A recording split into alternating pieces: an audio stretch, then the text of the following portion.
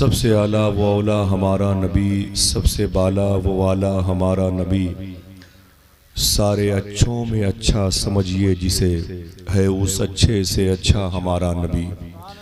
सबसे पहली हुजूर अल्लाह की तख्लीक हैं, हुजूर को सबसे बाद में भेजा गया। मेरा इमाम कहता है नूर अव्वल का शम्मा फरोज़ा हुआ, बज़्म आखिर का चमका हमारा नबी। कौन देता है देने को मुँह चाहिए, देने वाला है सच्चा हमारा नबी। अल्लाह के नबी सल्लल्लाहु तआला अलैहि वसल्लम की हदीस शरीफ है, अपनी गुफ्तगू का आगाज़ सलाम से किया करो। ये मुबारक सुन्नत नूर इस वक्त कमज़ोर और मध्यम पड़ चुकी है। दुआ करो अल्लाह इस मुबारक सुन्नत को अमल की तौफीक की सूरत में हमारे क़ुलूब में इसे पिन्हा फरमा दे। मादरत चाहता हूँ दरअसल,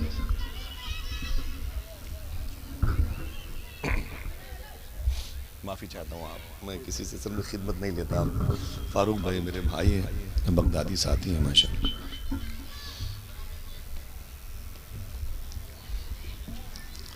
मैं जिस अंदाज में बात कर रहा हूँ इसी अंदाज में गुफ्तगू भी करता हूँ। आप परेशान ना होइएगा, न परेशान होते हुए देखना चाहता हूँ। अल्लाह के नबी की हदीस शरीफ है, जब अपने घर में दाखिल हुआ करो तो सबसे पहले घर वालों को सलाम किया करो। मेरे आका से मेरे आका के ग़ुलामों ने पूछा था हुजूर अगर घर में कोई न हो तब? मेरे आका इरशाद फरमाते हैं तब भी सलाम किया करो, इसलिए कि मेरे जिस आशिक के घर में कोई नहीं रहता है उसके घर में मैं रहता हूँ। सलाम करने की आदत दुआ करो ये आम हो जाए। लोग चेहरे देख करके सलाम करते हैं, स्टेटस देख करके, लिबास देख करके, दौलत और सरवत देख के लोग सलाम करते हैं। दुआ करो अल्लाह ताला हमें इस मुबारक सुन्नत की राह का मुसाफिर बना दे। मैं सलाम करता हूँ, मेरे सलाम का जवाब दें। अस्सलामु अलैकुम व रहमतुल्लाहि व बरकातुहू। बैठे रहिएगा। बच्चों से बोलता हूँ, गुजारिश करता हूँ खामोश रहेंगे। जो बच्चे आप बड़ों के दरमियान बोले उन्हें खामोश रखिएगा। ये मुबारक मजलिस है, उलमा और हुफ़ाज़ कुर्रा जो बैठे हुए हैं, जो सादात कराम यहाँ पर हैं, सबकी कदम बोसी करते हुए थोड़ी सी बात करूँगा इंशाअल्लाह। बिलखुसूस मैं यहाँ पर कोई गुफ्तगू का मामला जौहर की सूरत में दिखाने नहीं आया। हुजूर गौस पाक के शहजादे की नालेन की बरकतों से अपने आप को मुस्तनीर करने के लिए आया हूँ। बस आप बैठे रहिएगा, नहीं सुनेंगे तब भी कोई बात नहीं है। हुजूर का जिक्र ऐसा प्यारा होता है ना कि जिसके बारे में हुजूर सूफ़ी सुल्तान मियाँ फरमाते हैं कि हुजूर के जिक्र का कमाल ये है कि ये हुजूर की मौजूदगी में होता है। आप नहीं सुनोगे तो हुजूर करम फरमाएंगे, हम नहीं सुनाएंगे तो आप दरमियान कोई सूरत पैदा हो जाएगी। आइए सलाम का जवाब अगर दे दिया है तो दरूद शरीफ मिल के पढ़ते हैं। तवज्जो रखिएगा आप, ठीक है? खेल कूद देर तक करेंगे तो उलझन पैदा होगी। दरूद शरीफ पढ़ेंगे इंशाअल्लाह। बहुत ही मुबारक अमल है दरूद शरीफ की सूरत में। आपने इरादा बना लिया दरूद पढ़ने का, खबर मदीने वाले को हो जाती है। आपने पढ़ना शुरू किया, हुजूर खुश होना शुरू हो जाते हैं। आप पढ़ने वालों में शामिल हो गए, जन्नत पाने वालों में शामिल हो जाते हैं। इतना मुबारक अमल है दुरूद की सूरत में। अल्हम्दुलिल्लाह रब्बिल आलमीन। और इसको हुजूर सुनते कैसे हैं? ख्वाजा कुतुबुद्दीन बख्तियार काकी दिल्ली में गरीब नवाज के लाडले, बाबा फरीद के शेख कामिल, महबूब इलाही साबिर पाक के परदादा के लाडले। आपकी आदत थी रोजाना तकरीबन 3000 मरतबे हुजूर पर दुरूद पढ़ते थे। सुभान अल्लाह कह सकते हैं? दुरूद शरीफ पढ़ते थे कितनी मरतबे? ऊंची बोले। रोजाना 3000 मरतबे हुजूर पर दुरूद पढ़ा करते थे। 3000 मरतबे। अचानक आपकी शादी के दिन आए तो मेहमानों की मसरूफियत की वजह से बिजी हो गए और दुरूद ना पढ़ सके। चौथी रात आई तो हुजूर उनके मुरीद के ख्वाब में तशरीफ लाए। मेरे आका फरमाते हैं, ऐ मेरे कुतुबुद्दीन के मुरीद, अपने पीर से कहना क्या बात है, 3 दिन से मदीने वाले आका तेरे दुरूद का इंतजार कर रहे हैं। समझ रहे हैं? मैंने ऐलान कर दिया है बच्चों की खामोशी का। और अगर ये हंगामा आराई आपके बस में नहीं है तो थोड़ी दुश्वारी हो सकती है। बच्चों को खामोश रखें, जो जिम्मेदार लोग हैं उन बच्चों को सूरत हाल से आशना करें, बच्चों को खामोश रखें। आपकी जिम्मेदारी बनती है, मेरे आइन में नहीं है। मैं बहुत कम इतना लंबा सफ़र करता हूँ, तकरीबन आज और कल दोनों रात में 8 घंटे में मिंबर शरीफ पे था, 8 घंटे, और फिर ये तकरीबन 350 किलोमीटर का सफ़र किया आया। कल कहाँ जाना है? बैठे कारी साहब, इजाज़त दीजिए। माशाअल्लाह बैठे, आप नहीं बैठोगे तो फिर मेरा काम तो हो गया है। मेरे बगदादी साथी की ज़ियारत हो गई है, हुज़ूर गौस पाक के शहज़ादे की मैंने ज़ियारत कर ली। बैठे, दुरूद शरीफ पढ़ेंगे इंशाअल्लाह। पहले समझ लो है क्या ये, इतनी तौफीक तो मिल गई होगी ना भाई जलसे जुलूस की दुनिया में कि दरूद क्या है। लॉर्ड मिकाले की निज़ाम तालीम के बारे में मालूम है, शेक्सपियर, मिल्टन, आइंस्टाइन के बारे में, दरूद के बारे में कुछ पता है कि नहीं है? कि खाली 50,000 का मोबाइल लेके घूमने की आदत पड़ गई है। हाँ, क्या मतलब है भाई? मालूम है ये दरूद क्या है? एक बहुत ही गरीब इंसान कहता है कि मेरी एक आदत थी, मैं कपड़ों का ताजिर था, बिजनेसमैन था, सर पे गट्ठर रात करके कपड़े बेचा करता था। अगर कोई सुभान अल्लाह कहे तो मैं बता दूं कि वो कहता है जब मैं कपड़े सर पे रख के निकलता था तो दुरूद पढ़ते हुए निकलता था। वो कहता है मैं जब निकलता तो दुरूद पढ़ते हुए। कोई मुझसे पूछता क्या बेच रहे हो तो दुरूद पढ़ के बताता था। कपड़े कितनी कीमत है तो दुरूद पढ़ के बताता था। जब कपड़े काटता थान से निकालता तो दुरूद पढ़ के निकालता था। पैसों के आवागमन का मामला भी दुरूद पढ़ के मैं लेता देता था।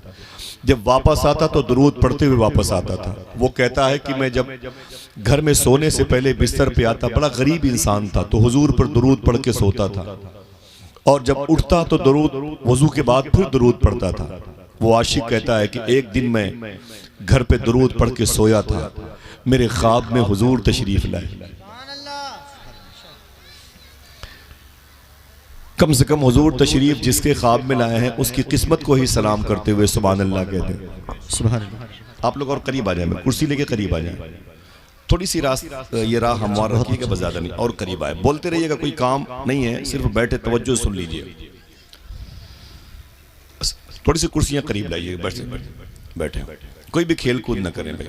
मैं इतनी जल्दी आ गया माइक पर सिर्फ इसलिए कि 2 लोग होंगे तब भी मैं हुजूर की बातें बताऊंगा। वो कहते हैं कि और आज आगे आ जाए, कुर्सी लेके आगे आ जाए माशाल्लाह।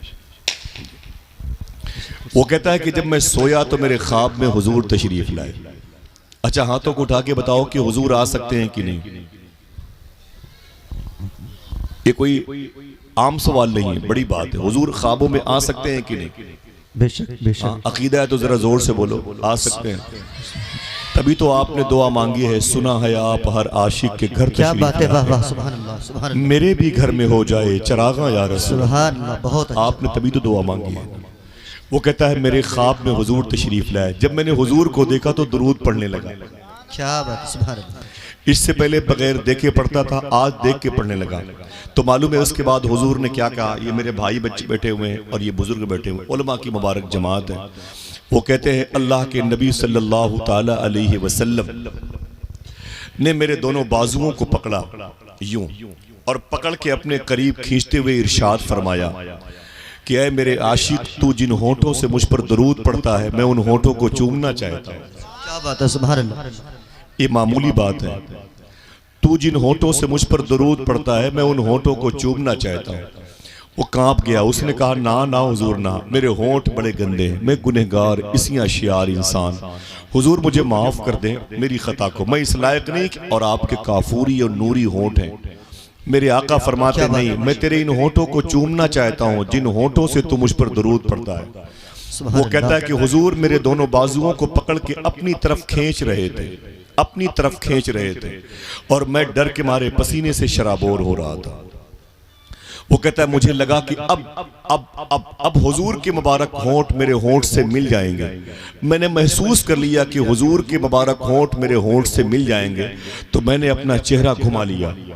जब मैंने अपना चेहरा घुमा लिया तो हुजूर के दोनों होंठ मेरे गाल पे चिपक गए। क्या बात है, वाह, सुभान अल्लाह, सुभान। जब मेरे गाल पे चिपक गए तो ठंडक महसूस हुई। जब ठंडक महसूस हुई तो मेरी आंख खुल गई। आँख खुल गई तो फिर नींद से बेदार हो गया। जब बेदार हुआ तो मैंने क्या देखा? मेरी झोपड़ी महक रही है।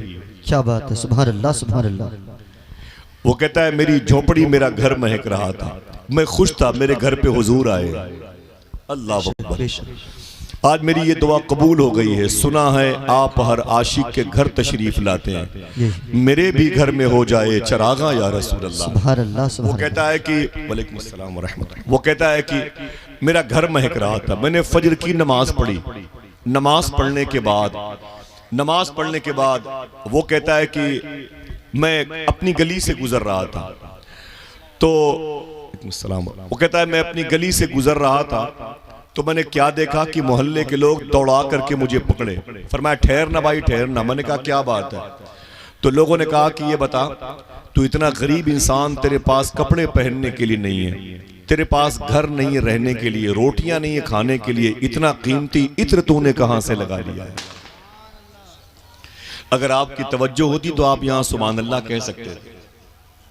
वो कहता है कि आप लोगों ने कहा इतना कीमती इत्र तूने कहां से लगा लिया है? तेरे पास कपड़े नहीं है, खाने को बर्तन रोटियां नहीं है, घर नहीं है, कायदे का छप्परों में रहता है, इतनी खुशबू तेरे बदन से आ रही है। तो रोने लगा। उसने कहा जो खुशबू मेरे बदन से आ रही है मेरे बदन की नहीं, ये तो हुजूर के बदन की खुशबू मेरे बदन से आ रही है। सुभान अल्लाह, सुभान अल्लाह, बहुत अच्छा। अल्लाह अकबर। तो लोगों ने कहा हुजूर के बदन की खुशबू तुझे कहां से मिल गई? तो रो के बोला ये दुरूद शरीफ की बरकत है। काहे की बरकत है? दुरूद मुबारका की बरकत है। ये दुरूद मुबारका की, दुरूद अक़दस की बरकत है। दुआ करो अल्लाह में 10 मरतबे ही सही रोजाना हुजूर पर दुरूद पढ़ने की तौफीक अता फरमाए। आमीन कह दो। तो बड़े अदब और एहतराम के साथ दुरूद शरीफ पढ़ें, यहाँ से वहां तक मुअद्दब बैठे भाई। यहाँ खेल कूद ना करें, मेरे लिए कुछ नया नहीं। मैं 27-28 साल से ये काम कर रहा हूँ, समझ रहे मेरी बात? मेरे लिए कुछ नया नहीं है। बात करने के लिए टाइम नहीं है, जलसे की तारीख तो बड़ी बात है, समझ रहे? हकीकत ये है, अगर मेरी बात को सुन लेंगे तो बड़ी बात है, वरना ये रिकॉर्डिंग के जरिए से कोई ना कोई जरूर इस सुअर से बदतर इंसान की बातें सुनेगा। ठीक, मेरी बातों को सुने। अब मैं चाहता हूं कि बड़े मुअद्दब तरीके से आप आक़ा करीम सल्लल्लाहु तआला अलैहि वसल्लम की बारगाह नूर करम में हदिये तबरीक पेश करें और पढ़ें अल्लाहुम्मा सल्ली अला सय्यदना व शफीअना व नबीना व मौलाना नूरिका मुहम्मदिन व इत्रतिही व बारिक व सल्लिम बिअदद कुल्लि मालूमिन लक। नात के 2-3 शेर। सुभान अल्लाह। बहुत पीछे बैठने वाले अगर चाहे तो कुर्सियां लेकर के यहाँ आ सकते हैं, ये काम निजामत में नहीं है। इतना तो शोर आप लोगों को होना चाहिए कि बैठना कहाँ चाहिए, कहाँ की जगह खाली है। वो कुर्सियां लेके थोड़ा सा आगे आ जाएं, कोई बोले तो उसे खामोश कर दें। ठीक है, ये बातें रिकॉर्डिंग के बाद जब ये स्टिकर लोग देखेंगे तो पूछेंगे भाई किस बेल्ट का जलसा है, कौन से इलाके में जलसा हो रहा था, जहाँ रात भर यही बताया जा रहा था आप यहाँ पर बैठ जाए, आप यहाँ पर बैठ। आप अपने शहर की इज्जत नाव पे न लगाएं, बैठे। मैं नात के 2-3 शेर पढ़ता हूँ अपने बड़ों के कदम को चूमते हुए। रख के लब इसमें मोहम्मद पे हटाता भी न था। वाह, क्या बात है।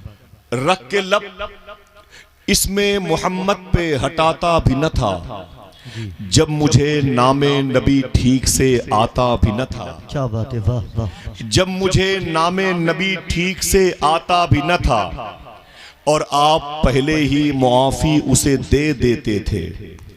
मन्नतें करके मनाना जिसे आता भी न। क्या बात है, वाह वाह, सुभान अल्लाह, सुभान अल्लाह। आप पहले ही मुआफी उसे दे देते थे, मन्नतें करके मनाना जिसे आता भी न था। अब ये शेर ऐसा है कि हुजूर का कैरेक्टर कैसा था ये बताएगा जी। और अगर आपकी तरफ से सुभान अल्लाह की सदा कोई बुलंद कर दे तो अच्छी बात है।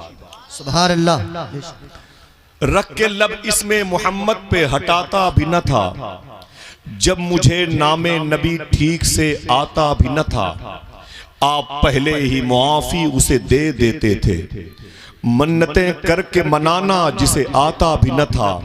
और थाम लेता था कोई वक्ते मुलाकात जो हाथ, कैसा आका था कभी हाथ छुड़ाता भी न था। क्या बात है, वाह, सुभान अल्लाह, सुभान अल्लाह। थाम लेता था कोई, थाम लेता था कोई वक्ते मुलाकात जो हाथ, कैसा आका था कभी हाथ छुड़ाता भी न था।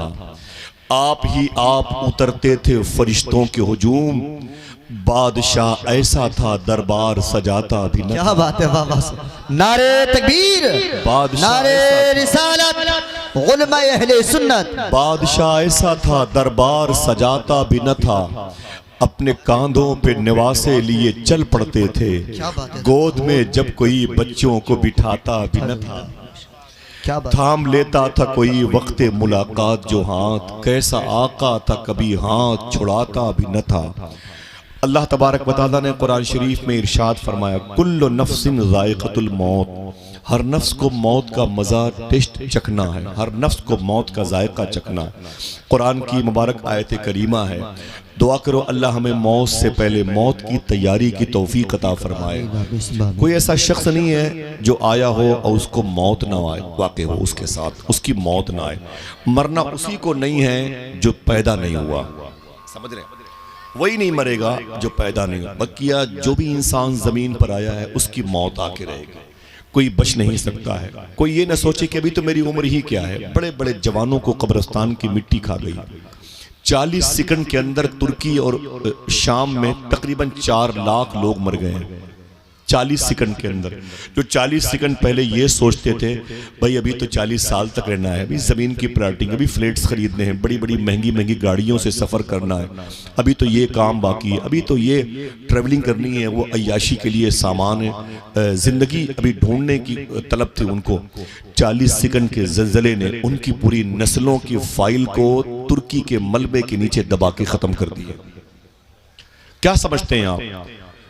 आपके पास घर बहुत अच्छा है तो मौत नहीं आएगी। हम क्या समझते हैं? हमारी सेहत बहुत अच्छी है तो मौत नहीं आएगी। हमारे ख़ानदान में बड़े बड़े बड़े सर्वकत जैसे बरादरान मौजूद है तो मौत नहीं आएगी। मालूम है हुजूर की हदीस शरीफ है, मौत को भी मौत आएगी, मौत को भी मौत आएगी। समझ रहे? आप किसी और हम किसी खुशफहमी में मुब्तला ना हो। लेकिन मौत 2 किस्म की होती है, तवज्जो रखिएगा। मौत 2 किस्म की होती है। एक वो मौत जो करबला में इमाम हुसैन के साथ नजर आई, एक वो मौत जो बद्र में अबू जहल के साथ नजर आई। दोनों की मौत में फर्क क्या है? तवज्जो रखिएगा। दोनों की मौतों में फर्क क्या है? दोनों की अमवात में फर्क क्या है? तो इमाम हुसैन की भी रूह निकली है, आप भी तड़पे हैं, आपका जिस्म भी शहीद हुआ है, टुकड़े टुकड़े हुआ है, खून बहा है, और आपकी रूह भी आपकी जान से बदन से निकली है। और अबू जहल भी बद्र में मारा गया है, उसके भी जिस्म के टुकड़े टुकड़े हुए हैं, उसका भी खून बहा है जमीन बद्र पर, उसकी भी रूह निकली है। दोनों की मौतों में फर्क क्या है? बहुत आसान जुमला है। सूफिया फरमाते हैं जो मौत तुम्हें खुदा के करीब कर दे वो मौत नहीं है, जो मौत तुम्हें खुदा के करीब कर दे इसे आजमाइश कहते हैं, और जो मौत तुम्हें खुदा से दूर कर दे उसे बला कहते हैं। मैदान करबला में इमाम हुसैन आजमाइश की सूरत में थे और मैदान बद्र में अबू जहल बला में गिरफ्तार थे। दोनों की मौत का फर्क यह है।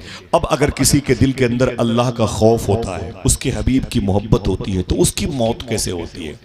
उसके नजरियात आखिरी उखड़ती हुई सांसों के दरमियान कैसे नजर आते हैं? आइए 2-3 बातें होंगी, उसके बाद मुझे इजाजत दीजिएगा।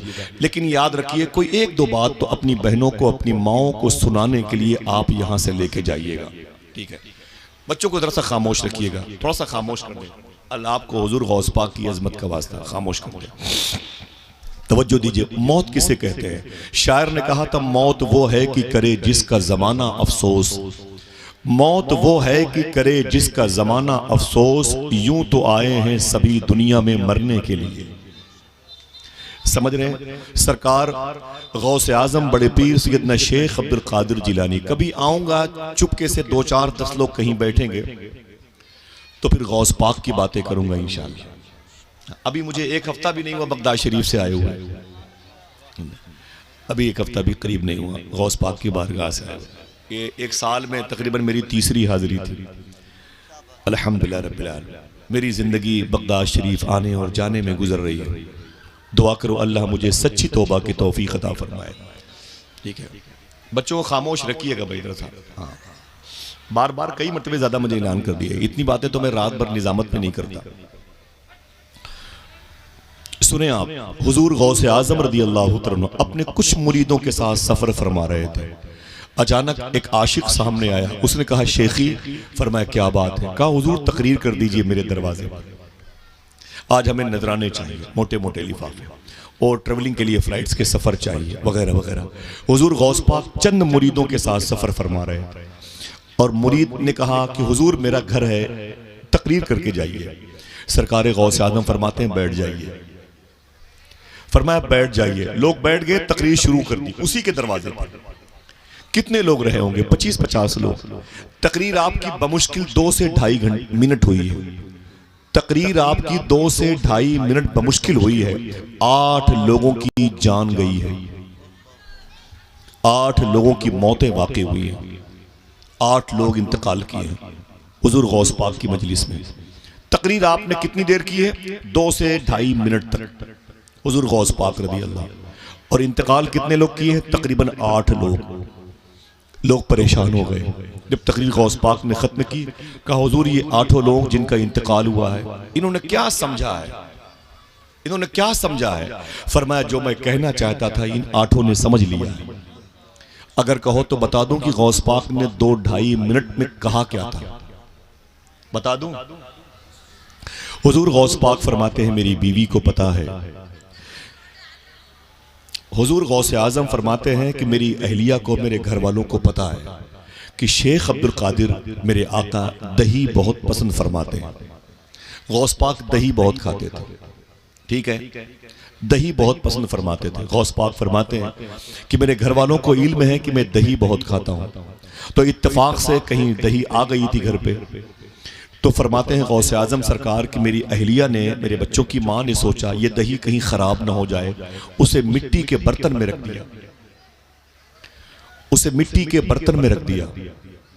फिर फरमाते हैं मेरी अहलिया ने सोचा कि मिट्टी के बर्तन को बिल्ली कहीं तोड़ न दे, दही को खराब न कर दे, तो उस मिट्टी के बर्तन को दही समेत आपने छींके पे टांग दिया। छींका समझ, उर्दू जबान का लफ्ज है छींका, इसके अलग अलग माने, कहीं सिकहार बोलते हैं, कहीं छींका बोलते हैं। गौस पाक की अहलिया मखदूमा फरमाती है कि उसे मैंने छींका पे टांग दिया ताकि बिल्ली नुकसान न पहुंचाए। दही को मिट्टी के बर्तन में रखा था, मिट्टी के बर्तन को छींके पे टांग दिया था। हुजूर गौस पाक फरमाते हैं अचानक बिल्ली ने हमला किया, वो छींका टूट गया और मिट्टी का बर्तन नीचे गिरा, वो फूट गया, दही बिखर गई, तकरीर खत्म हो गई। अस्सलाम वालेकुम। लोगों का हुजूर क्या मतलब था आपके कहने का? सरकार गौसे आजम फरमाते हैं मैं ये कहना चाहता था जैसे मेरे घर वालों ने दही को इतना संभाल करके मिट्टी के बर्तन में सेव किया था कि ताकि दही खराब ना होने पाए, फिर उस दही के मिट्टी के बर्तन को ऊपर छींके पे टांग दिया था ताकि इसे कोई नुकसान न पहुंचाए। लेकिन किसे खबर थी पीछे बिल्ली के हमले ने दही की औकात बता दी। ऐसे ही लोग अपने जिस्म की मुबारक काठी, ये वजूद, ये पर्सनालिटी, ये सेहत अपनी भुजाओं के दरमियान अपनी रूह को अंदर संभाल करके रखे हुए हैं। उन्हें क्या पता है, वो ये समझते हैं कि जिस्म के अंदर रूह है, कोई पहुंच नहीं पाएगा। सरकार गौसे आजम फरमाते हैं फिर इस जिस्म को अच्छे कीमती ब्रांडेड कपड़ों से सजा के रखते हैं, लेकिन जब पीछे मौत का हमला होगा पीछे से, तो ये कीमती कपड़े भी काम नहीं आएंगे, ये जिस्म की ये खाल भी, ये गोश्त के लोथड़े भी काम नहीं आएंगे, और मौत का फरिश्ता तुम्हारी रूह लेके निकल जाएगा। कब्र के चौखटे खाली हैं, इन्हें मत भूलो, जाने कब कौन सी तस्वीर लगा दी जाए। आइए दोस्तों, आइए हम और आप आखिरत की तैयारी करते हैं। दुआ करें अल्लाह हम पे मौत का गलबा अता फरमाए। आमीन कह दो। आपकी आवाज आमीन की सुभान अल्लाह की थोड़ी सी मुस्तकबल है, मैं खामोशी से बात करता हूँ। दुआ करो अल्लाह हमारे दिलों को मौत के गलबे से हमेशा मुत्तसिल रखे, मिला के रखे। आमीन। आइए देखिए, मौत, वो मौत जिस पर आशिक ने अपनी जानें कुर्बान किए, जिसके नाम के तस्करे होते रहे, वो मौत कैसे होती है?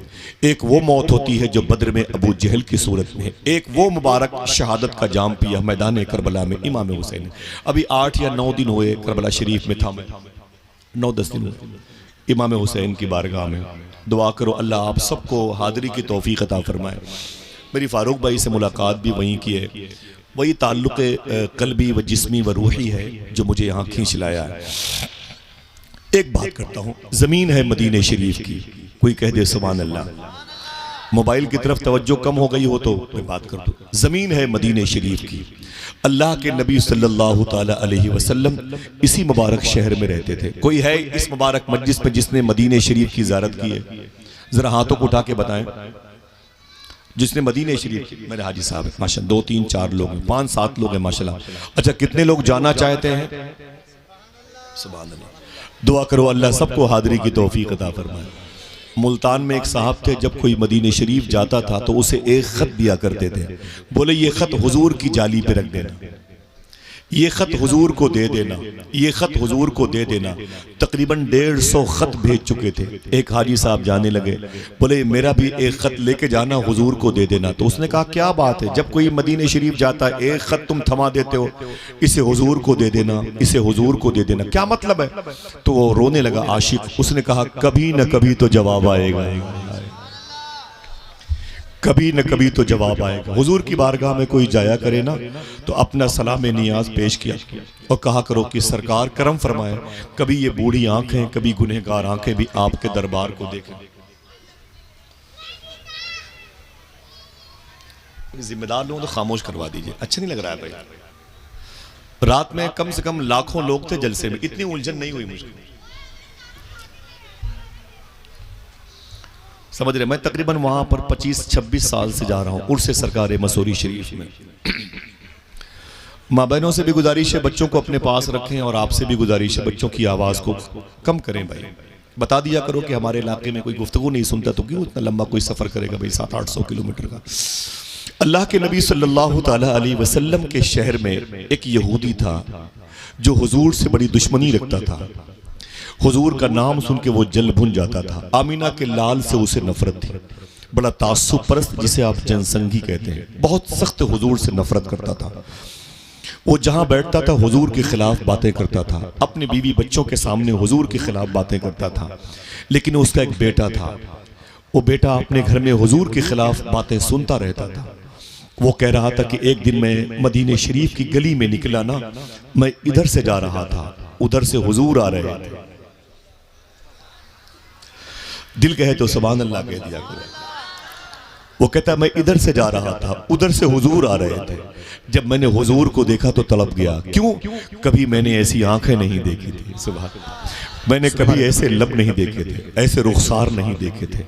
देखते भी कैसे, बनाने वाले रब ने दूसरा मोहम्मद बनाया ही। क्या बात है, सुभान अल्लाह। शायर ने कहा था जबी की हर शिकन का मर्तबा फरमान जैसा था, बदन के रहल पे चेहरा खुले कुरान जैसा था। न करती कैसे खुशबू से वजू गलियां मदीने की, नबी गुलदस्ता थे शहरे नबी गुलदान जैसा था। वो कहता था कि मैंने हुजूर को देखा, हुजूर की पेशानी देखी, हुजूर के लबो रुखसार देखे मैं तड़प गया। हुजूर को देखने की ख्वाहिश है? हाथों को डाके बोलो ख्वाहिश है। हम तो नहीं देख पाएंगे, दुआ करता हूँ आपको ज़ियारत हो जाए। हमारी आंखें बड़ी गंदी हो चुकी हैं, हमारी आंखें इतनी ज्यादा गुनाहों में डूब चुकी हैं कि अब ये हुजूर को मुश्किल है देख पाना। दुआ करो अल्लाह हमें सच्ची तौबा की तौफीक अता फरमाए। रातों को 3-3 4-4 घंटे तक मोबाइल का इस्तेमाल करेंगे तो हुजूर नहीं आएंगे ख्वाब में। समझ रहे मेरी बात? हम सूफी साहब फरमाते हैं लोग यूं मोबाइल अपने हाथों में लेके रातों को गाने बजाने में हम लोग मस्त रहते हैं। कहते हैं कि जब उंगलियां थक जाती हैं, मोबाइल गिर जाता है तो हम सो जाते हैं। फिर रो के बोले हम तो सो जाते हैं, लेकिन रात भर मदीने वाले आका हमारे दरूद का इंतजार करते रहते हैं।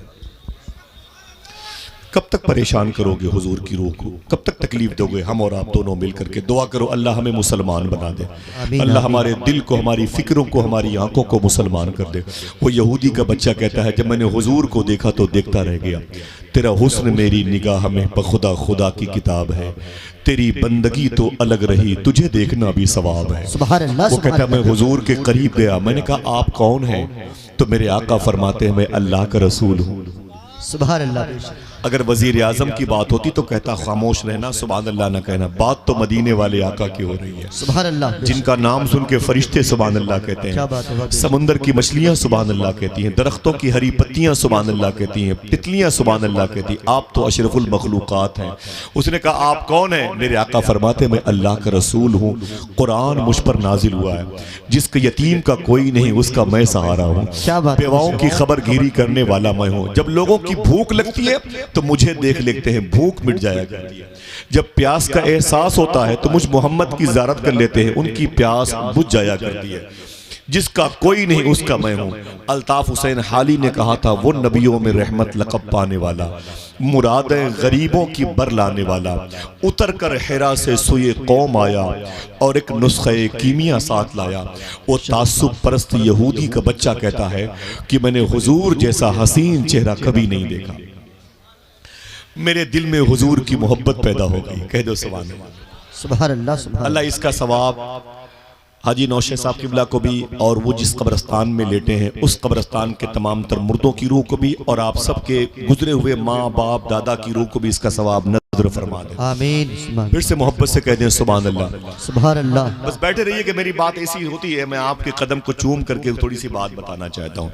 मेरे आका सल्लल्लाहु अलैहि वसल्लम चले गए, वो अपने घर चला आया, उसका दिल नर्म हो गया, उसका सर झुक गया, उसकी आंखें बरसने लगी।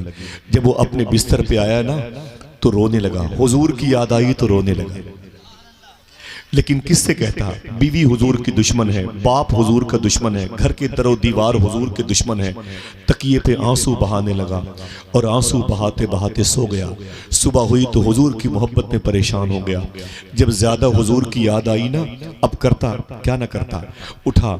जब बिलाल हबशी ने अजान दी, अल्लाह अकबर की, हुजूर अपने हुजरे से निकले तो यहूदी का बच्चा अपने कमरे से निकला। क्या बात है, वाह वाह, सुभान अल्लाह। मेरे आका सल्लल्लाहु ताला अलैहि वसल्लम अपनी मुबारक मस्जिद में जब तशरीफ लाए ना, सुनो मेरे भाइयों, अल्लाह तुम्हें बरकतें अता फरमाए।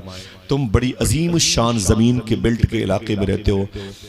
वो कहता है कि जब अजान की आवाज मैं सुनता तो मैं अपने घर से निकलता था और अल्लाह के नबी अपने हुजरे से निकलते थे, हुजूर के पीछे पीछे में होता था। जब हुजूर मस्जिद नबी शरीफ के गेट पर जाते थे, इब्ने असाकिर की रवायत है, वो कहता है कि मैं हुजूर के वजू के लिए पानी लाया करता था। बच्चे बोले सुभान अल्लाह, नेकियां मिलेंगी। ऊंची आवाज से बोले सुभान अल्लाह। वो कहता है कि हुजूर के वजू के लिए मैं लोटे में पानी लाया करता था और हुजूर मेरे लाए हुए लोटे के पानी से वजू फरमाते थे। जब हुजूर वजू फरमा चुके होते थे तो हुजूर मस्जिद नबी शरीफ के अंदर चले जाते थे। मेरे आका मस्जिद नबी शरीफ के अंदर चले जाते थे, नमाज पढ़ाते थे। वो यहूदी का बच्चा कहता है, आपकी आवाज सुभान अल्लाह की मैं सुनना चाहता हूँ। वो यहूदी का बच्चा कहता है कि मैं हुजूर की चप्पल शरीफ को अपने सीने से लगा के खड़े होके मैं हुजूर की पाकीज़ा आवाज को सुनता रहता। क्या बात है, सुभान अल्लाह। अपनी माँ और अपने बाप की मग़फ़िरत के लिए फिर से बोले हाथों को उठा के सुभान अल्लाह, सुभान अल्लाह। अल्लाह इसका सवाब आप सबके गुजरे हुए अक़रबा को नजर फरमा दे। माँ बहनें बैठी हैं, अपने बच्चों को अपने साथ रखना इंशाअल्लाह। आराम से कोई बात नहीं, आराम से बेटे बैठ जाओ, कहीं बैठ जाओ, कहीं बैठ। फारूक भाई बहुत बहुत मुबारक हो, बहुत बहुत मुबारक हो आपके मुबारक मेहमानों का। जिलानी भाई बहुत बहुत मुबारक हो। अल्लाह सबको हुजूर गौस पाक का दरबार दिखा दे। जो लोग जाना चाहते हैं हाथों को उठा के बोले आमीन। चलेंगे ना बगदाद शरीफ से, कभी आऊंगा तो फिर गौस पाक की बात करूंगा इंशाअल्लाह। कभी आऊंगा, लेकिन इतनी भीड़ नहीं होनी चाहिए, 10-20 लोग रहेंगे बस इंशाअल्लाह। ठीक है, क्या करना है? ठीक है। कारी फ़हीम साहब और हाफिज जमशेद साहब यहाँ आ जाएं। मिंबर पे उलमा किराम तशरीफ लाएं, अदब के भी खिलाफ। हमारे सहसपुर के अइम्मा उलमा हैं, वो उनके लिए इंतज़ाम किया गया है, वो जो भी आए वो मिंबर पर तशरीफ़ लेकर आए। बिल्कुल बिल्कुल, बड़ी अच्छी बात है। सादात किराम जो नीचे बैठे हो, उलमा किराम, हुफ़ाज़ किराम से गुजारिश है जरा फिर से मोहब्बत से कह दें सुभान अल्लाह। समझ रखिएगा। मेरे आका सल्लल्लाहु तआला अलैहि वसल्लम जब अपने हुजरे से अजान की आवाज़ सुन के निकलते तो यहूदी का बच्चा कहता है कि मैं भी अपने घर से निकलता था, मैं अपने घर से निकलता था, अल्लाह के नबी के वजू के लिए पानी का इंतज़ाम करता। इब्ने असाकिर फरमाते हैं जब हुजूर वजू करके अंदर चले जाते तो वो यहूदी का बच्चा हुजूर की जूतियां लेके सीने से लगा के खड़ा रहता था। अभी कलमा नहीं पढ़ा, अभी इकरारुम बिल लिसान की मंजिल से नहीं गुजरा, लेकिन वह तस्दीकुम बिल कल्ब की राह का मुसाफिर बन गया। अभी दिल में हुजूर की मोहब्बत पैदा हो गई। हुजूर की चप्पल शरीफ को सीने से लगा के वो खड़ा होता। जब हुजूर वापस आते तो हुजूर की चप्पल शरीफ को सामने रखता, अदब से खड़े होता और हुजूर को देखता। हुजूर मुस्कुराते हुए चले जाते थे। सुभान अल्लाह। तेरा हुस्न मेरी निगाह में बखुदा खुदा की किताब है, तेरी बंदगी तो अलग रही, तुझे देखना भी सवाब है। वो कहता है दिन बदलते रहे, हफ्तों में हफ्ते बदलते गुजरते रहे महीनों में वो जो यहूदी का बच्चा था, हुजूर की मोहब्बत उसके दिल में और बढ़ती चली गई। मेरे इमाम ने कहा था ऐ दिल ये सुलगना क्या, जलना है तो जल भी उठ, दम घुटने लगा जालिम क्या धुनी रमाई है। हुजूर की मोहब्बत जब दिल में बसी ना तो ऐसी बसी बीमार पड़ गया। शायर ने कहा बीमार तुम्हारा हूं दवा मांग रहा। क्या बात है, बेशक अल्लाह अकबर। हुजूर का बीमार हो गया, हुजूर का इश्क उसके सीने, जब सीने के अंदर जमा हो गया और गालिब आ गया तो बीमार पड़ गया। बाप को क्या पता इसको कौन से मर्ज ने घेर रखा है, ये तो मरीज इश्क मुस्तफ़ा था। शायर ने कहा कि इश्क इंसान को कलंदर बू अली करता है, इश्क पागल नहीं पागल को वली करता है। क्या बात है। मेरे आका सल्लल्लाहु अलैहि वसल्लम की मोहब्बत उसके दिल में रच बस गई है। वो यहूदी का बच्चा लेकिन हुजूर से प्यार करने लगा। जरा फिर से कह दें सुभान अल्लाह। मेरे आका की मोहब्बत उसके सीने में बैठी, बीमार पड़ गया। बाप उसे हकीमों के पास, बड़े बड़े अतिब्बा के पास, बड़े बड़े शिफाखाने, बड़े बड़े तबीबों के पास ले गया, लेकिन कोई ठीक न कर सका, कोई उसे ठीक न कर सका। अब वो बिस्तर पे आ गया और बिल्कुल वो बिस्तर पे बिस्तर बन गया। उसके दिन खत्म हो गए, उसकी सांस उसके जिस्म से निकलने वाली है। अब उसके दिन बिल्कुल खत्म है, सांसें भी खत्म है। मौत का फरिश्ता उसके दरवाजे पर आया चाहता है। अब वो बिस्तर पे लेटा हुआ था, बाप करीब आया, उसने कहा बेटे मैंने बड़ा इलाज करवाया है लेकिन तू बचने की पोजीशन में नहीं है। ऐ मेरे बेटे तुझे मौत ने घेर रखा है, तू बचेगा नहीं। ऐ मेरे बेटे अगर तेरी कोई आखिरी ख्वाहिश हो तो मुझे बता दे, मैं तेरी आखिरी ख्वाहिश पूरी करना चाहता हूँ। खुदा की कसम, उस बच्चे ने कहा रोते हुए, अब्बू मेरी आखिरी ख्वाहिश आप पूरी नहीं कर सकते। कहा क्यों? कहा नहीं पूरी कर सकते, आप नाराज हो जाएंगे।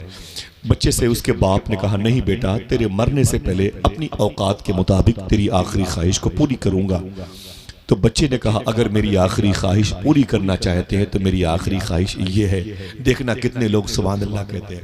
बच्चे ने कहा आखिरी ख्वाहिश मेरी ये है, मरने से पहले आमिना के लाल के चेहरे को देखना चाहता। सुभान अल्लाह, सुभान अल्लाह। मैंने उस जात पे लिखने की जसारत की है जिसके दामन में फरिश्तों ने इबादत की है। अल्लाह अल्लाह वो क्या लोग हैं जिन लोगों ने चलते फिरते मेरे आका की ज़ियारत की। सुभान अल्लाह, सुभान अल्लाह। हुस्न मुस्तफ़ा के बारे में इन बच्चों को पता ही नहीं है हुजूर कितने हसीन थे। अभी वो सीरियल स्क्रीन पर जो तस्वीरें नजर आती हैं हम उसी के धोखे में, वो डुप्लीकेट चेहरे, वो ओरिजिनलिटी से जिनका कोई ताल्लुक नहीं। हम और हमारी बीवी, हमारी बहनें, हमारे भाई, हमारे बच्चे सब उसी में परेशान हैं। फ्रॉड है वो, एक हसीन धोखा है बकौल इमाम गजाली के। और हमें ये पता करना चाहिए कि हकीकत में जो हुस्न है, जो जमीन पर वो हुस्न है, ये तो बड़ी बात है। लफ्ज़ हुस्न की भी डिलीवरी हुजूर की वजह से हुई। क्या बात है। लफ्ज़ हुस्न भी अगर पैदा हुआ है तो आमिना के लाल की वजह से पैदा हुआ है। हुजूर को अगर किसी ने देखा तो फिर किसी को न देखा, अगर किसी ने हुजूर से बातें की तो फिर किसी से बातें न की। वो कहता है अब्बू मेरी आखिरी ख्वाहिश ये है कि मरने से पहले मैं हुजूर को देखना चाहता हूँ। बाप रोने लगा, बेटा तुझे क्या हुजूर की मोहब्बत की हवा लग गई है? कहा मरने से पहले बता दूं, ये मेरा जो जिस्म बीमार है, जिस्म नहीं मेरा दिल बीमार है, मैं मरीज इश्क मुस्तफ़ा हूं। मैदान करबला में इमाम हुसैन ने नेज़े को उठा के फरमाया था जैसे आशिक मेरे नाना को मिले किसी को न मिले। क्या बात है, बेशक बेशक। ये अजीम इश्क है। गालिब ने कहा था ये इश्क नहीं आसान, बस इतना समझ लीजिए एक आग का दरिया है और डूब के जाना है। बाप रोने लगा तो बेटा कहता है बस एक मरतबे मेरी आखिरी ख्वाहिश, हुजूर को बुला लीजिए। बाप अल्लाह के नबी सल्लल्लाहु अलैहि वसल्लम की मजलिस में आए, हुजूर बैठे थे गुलामों के पास। उसने कहा मुसलमानों के नबी। फरमाया हुजूर ने क्या बात है? मेरा बेटा आपका इंतजार कर रहा है, अगर वो मरने की पोजीशन में नहीं होता तो मैं आपको अपने घर लेके नहीं जाता। मेरे दिल में आपकी मोहब्बत नहीं दुश्मनी है। मेरा बेटा आपका इंतजार कर रहा है। मेरे आका फरमाते हैं अली उठो, बिलाल उठो, मेरे आशिकों उठो। क्या बात है, सुभान अल्लाह, सुभान अल्लाह।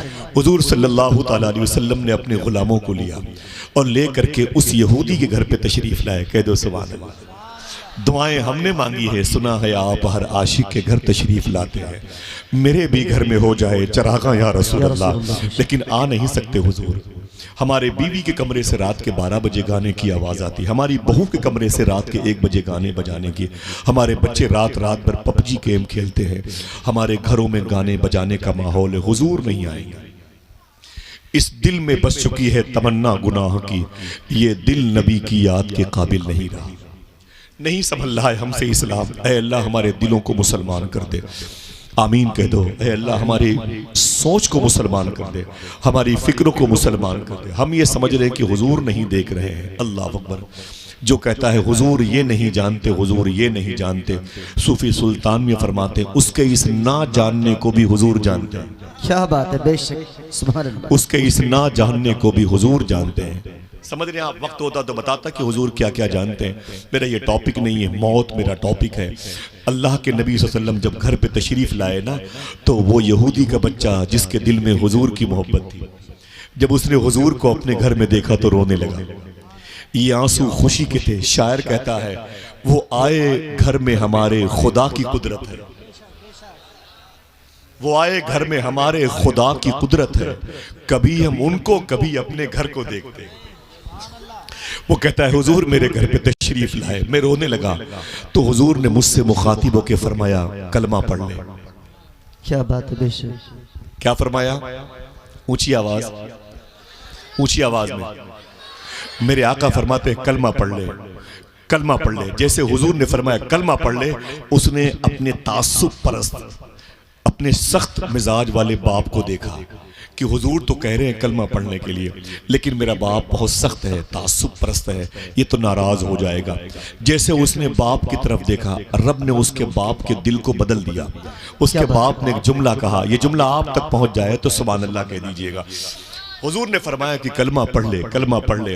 वो उसने अपने बाप को देखा तो बाप ने जुमला कहा, ऐ मेरे बेटे जो कह रहे हैं पढ़ ले, ये तेरी किस्मत है, तेरे घर आए हुए हैं। आए सुभान अल्लाह, सुभान अल्लाह। वरना लोग इनके पास जाते हैं, ये तेरी किस्मत है, तेरे घर आए हुए हैं। तू सही कहता है, वो आए घर में हमारे खुदा की कुदरत है, कभी हम उनको कभी अपने घर को देखते हैं। जैसे उसने कलमा पढ़ा, हुजूर उसके घर से बाहर निकल आए। अब वो अकेले बिस्तर पे, जैसे 10-20 कदम आगे बढ़े ना, मौत का फरिश्ता उसके करीब आया, उसे उसकी रूह को निकाल लिया, तलब के वो इंतकाल कर गया। अल्लाह अकबर, इंतकाल कर गया।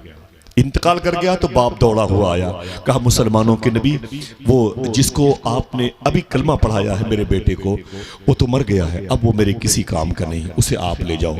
यहूदी मजहब के मुताबिक उसकी तदफीन अमल में नहीं आएगी, अब तो वो आपके गुलामों में शामिल है, उसे ले जाओ।